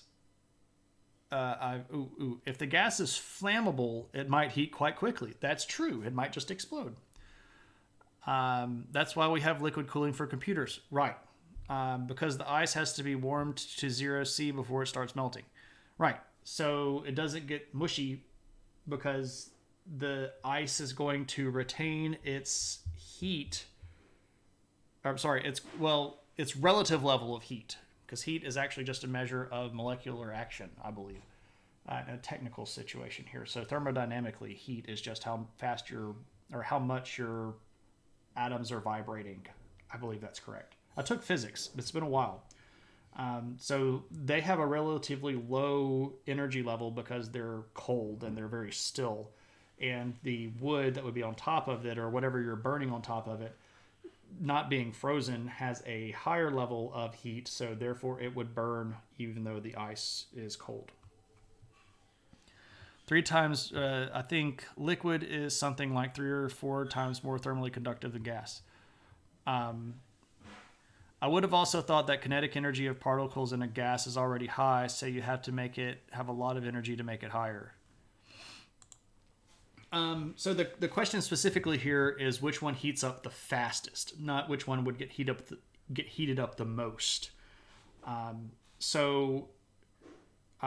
If we have a heat source and it is conducting heat, right? So like it's sending out its little heat lines.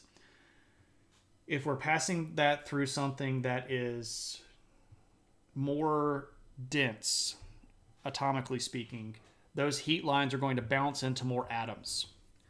And then those atoms are going to bounce into other atoms and conduct those heat lines to other ones faster, right? So if we're like a solid and our heat lines are hitting our solid, well, it's going to hit all of those pretty fast, right? If it's a liquid, they're a little bit closer together, but it's going to hit most of them pretty fast. If it's a gas, it's going to miss some of them as it's moving through, right? Thermal energy flux velocity. That sounds like something that I should have a degree in to understand. But I'm glad that you understand it, Nixolotl. It's been a long time since I've had any physics classes. And that's why the standard question book is such a crapshoot of a question. I didn't know that had any sort of science questions in there. That's good. Yeah, I'm with you too. I have this weird brain that holds on to stuff. And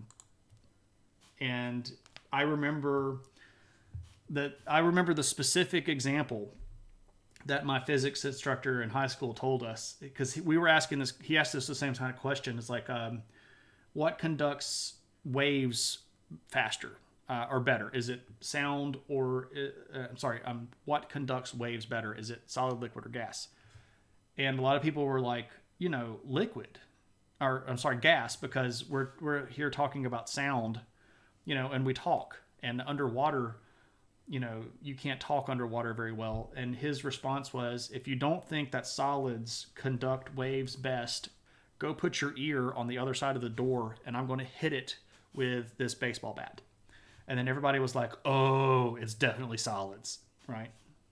So that was that, and that image stuck with me when he was such a great teacher. Shout out to Mr. Cooley. One of my favorite teachers in high school. This guy taught physics at a school that had like a $0 budget, and like he in his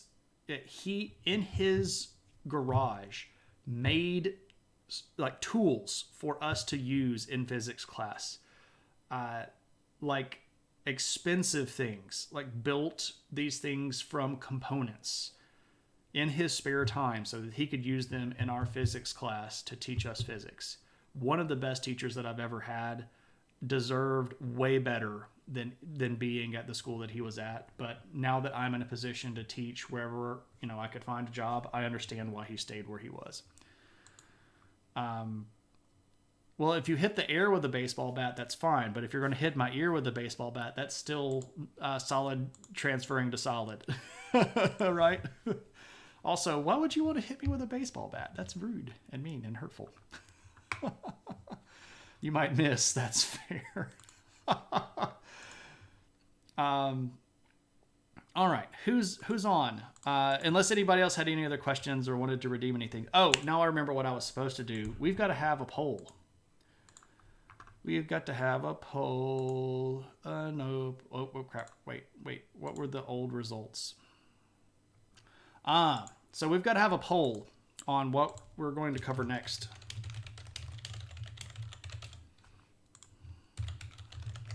Okay, so here's what we're going to do. This is viewer request stream.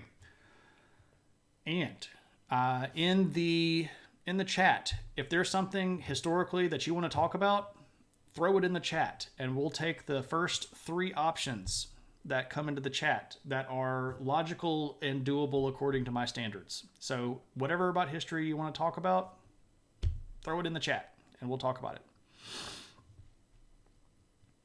You had a physics teacher that gave you a Richard Feynman book when you finished his course in high school because you got 110. Holy crow, that's a lot. What about that? Why are the Balkans the way that they are stream? Oh, man, because that is like a bajillion part stream. If you can give me maybe even a 2-century window, I'll take that. But yeah, why are the Balkans the way that they are is like a 10-part series. If you can, Roman Morocco. Yeah, we could probably get a whole stream out of that.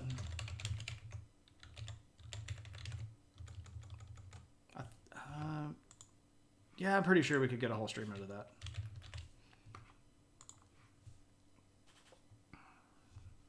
We have lots of, yeah, we have enough sources about that. That's like, because they call that in like the 250s. 250s, as I lost that in the... Yeah, that's 700 years of history. Yeah, we can do Roman Morocco. Heck yeah. The Dacian Kingdom. I've got the Dacians. So we carried over the second place winner from last time into this poll. So that was Henry V. So we've got Henry V, we've got the Dacians, and Roman Morocco.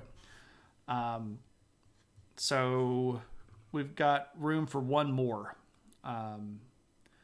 And I'll hold that spot for the moment. If Green Herring can narrow down the Balkans, like if you could pick one modern country and say, why is that the way that it is, or one modern situation, or if you could pick a particular period of time in the Balkan history, if you could significantly narrow down that, we could work on that. There's enough material there to do a lot of different things, but like I don't necessarily want to. Why are the whole Balkan Peninsula that way? Because it's a mess. It's a big old mess. You don't know enough about it to pick the most interesting part. Well, what's an interesting thing that you have today? Like, what do you know about the Balkans today that you would want to know the origin of?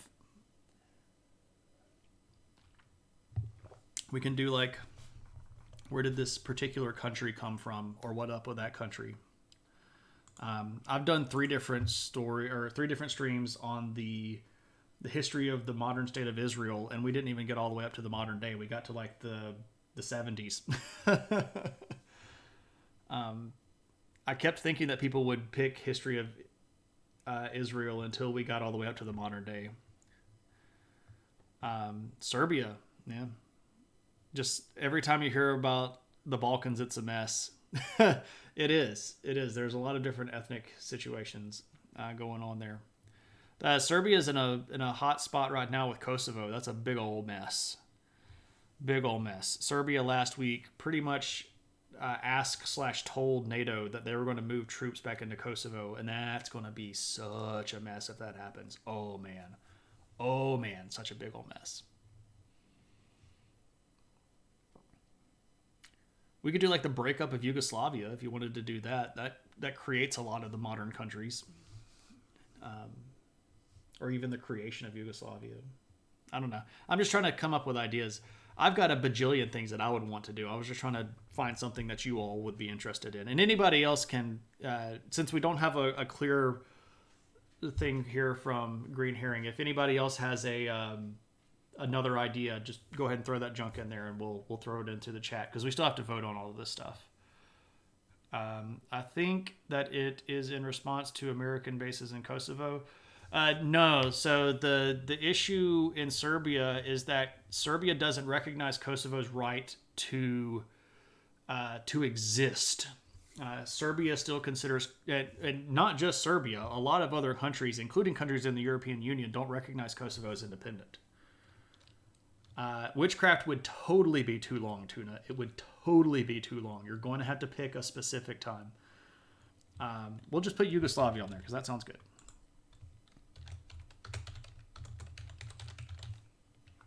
All right, so here's what we're going to do. We're going to start a poll. And if you are in the chat right now, you can vote. You can vote. So above you in the chat, there's a little arrow that says down. And you get a current poll that says, what shall we cover next? And you can vote whatever you want to pick. Absolutely. Yeah. Sure. No problem. But like witchcraft is very broad. The nickname my housemate's grandma had for her as a pet name would... This... Go away. Would get deleted from the comments. Wow, that's pretty horrible. I was in the Peace Corps in Morocco and got to see some of their archaeology. Oh, yeah. Morocco would be really cool. I was actually talking with my wife this weekend about going to Morocco, and we actually looked at flight prices. And they're not so bad. They're not really that bad. And Tuna, don't hear me discrediting the concept of witchcraft like out of hand. Just my definition of witchcraft is real broad. Now, if you have a specific thing like talk about Aldous Huxley, that's different. Or talk about like how we came up with the idea of what is a witch. Even that's probably too long. But we get into that weird thing of what is what. 3, 4, 5, 6, 7, 8. There are at least 20 people in the chat right now, and everybody gets to vote. Even if you don't have to be a follower, you don't have to be a subscriber. This might be the first time you've ever been in the chat. But if you are in the sound of my voice, you get to vote in the poll. And please do, because the more people that get involved, the better we are. The more democratic the process is, the more fun we have, right? So only half the people have voted, which means that you still need to go vote. Go forth and vote. Do your civic duty. Why does it have to be witches? There are warlocks too. Such sexism. The history of the Yugo, the worst car in history. I don't know if it's the worst car in history. There are a lot of bad cars. What if my mom and your husband can hear the sound of my voice? Have them log into Twitch and vote. I guess that's a loophole, Nix. I didn't think of that one. Also, if Nixolotl's mom and husband can hear the sound of my voice, hello, Nixolotl's family, and I hope you all are having a great night as well. The Trabant is the worst car in history. There's a lot of space for the worst car in history, and it looks like the Dacians have won. So we're gonna and this gets back around to a little bit of why the Balkans are the way that they are. Because the Dacians ruled a pretty big kingdom over here in the Balkans, specifically this region on the other side of the Danube River. And one of the reasons that reason is the way that it is because the Romans and the Dacians didn't really get along very well. And there are lots of ethnic differences and cultural differences. Dacians are pretty cool people. I'd love to go to Romania. And specifically, if we put up the modern borders, right over here in Romania, in these mountains, are a ton of abandoned Dacian cities that are in really, really good shape because nobody goes up there to look at them, that have been excavated, that I would love to go see. Oh man, I would love to go see them. The ancient capital of Dacia is like right around in here. Friggin' cool stuff. So we'll talk about the Dacians and it'll be great. Did anybody get along with the Romans? For periods of time, yeah. Not permanently. The Romans were pretty big on finding a reason to beat you up. I've got a streamer friend that lives right here in Novi Sad in Serbia. Pretty cool guy. Anyway. All right. So we're going to talk about Dacia. Cool stuff. No problem. Yugoslavia, which was our number 2 winner, will get carried over into the next viewer request stream. So if you voted for Yugoslavia, don't feel bad. It's got legs left. It can show back up next time. All right. So now let's go raid, and we'll go see who we're going to go raid. I don't know who we're going to raid. I used to keep a list of everybody that we had raided.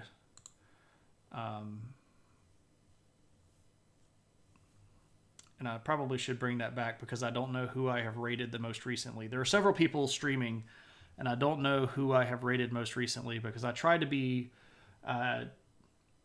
litigious and spread the raids around to people as possible. Just tuned in. Looking forward to a great stream. Oh, Animal Jen. We had a good stream. There's lots of good chat tonight.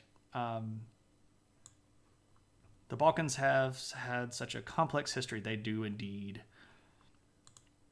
The Sabines. So Sabines are in Italy. And we haven't specifically we haven't had a whole stream on the Sabines. We've talked about the Sabine Wars. And we talked about the rape of the Sabine women. But we haven't specifically had a stream on just the Sabines. I think that Cave is going to be the raid destination because I'm pretty sure that we have raided other people other people more recently than we have raided Cave. So let's go raid Cave Geek. When do you think you'll come back to Britain? It'll be a while. So the way that we do things is by 100-year blocks. So the next thing that we're going to cover is still in the 8th century. And on Thursday, we're going to talk about Mesoamerica, specifically a lot of wars that are going on down here in between 2 big alliances of Calakmul and Tikal.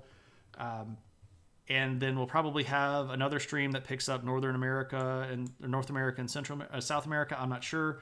And then we'll start back over here in the 900s in Asia, and we'll work our way across and get back up to Britain. So it's probably going to be a few months before we get back to Britain, just by the way we do stuff. But thank you all so much for hanging out. Hope you have a good... did I cancel the raid? No, we're still about to raid. Okay, anyway. Show Cave some love. He's a good friend. He's a historian adjacent kind of guy that does some great art. He's playing some games tonight. He's playing Fallout, one of my favorites. Shout adventure when we get there. And until the next time on Thursday, I'll see you then. Bye, everybody.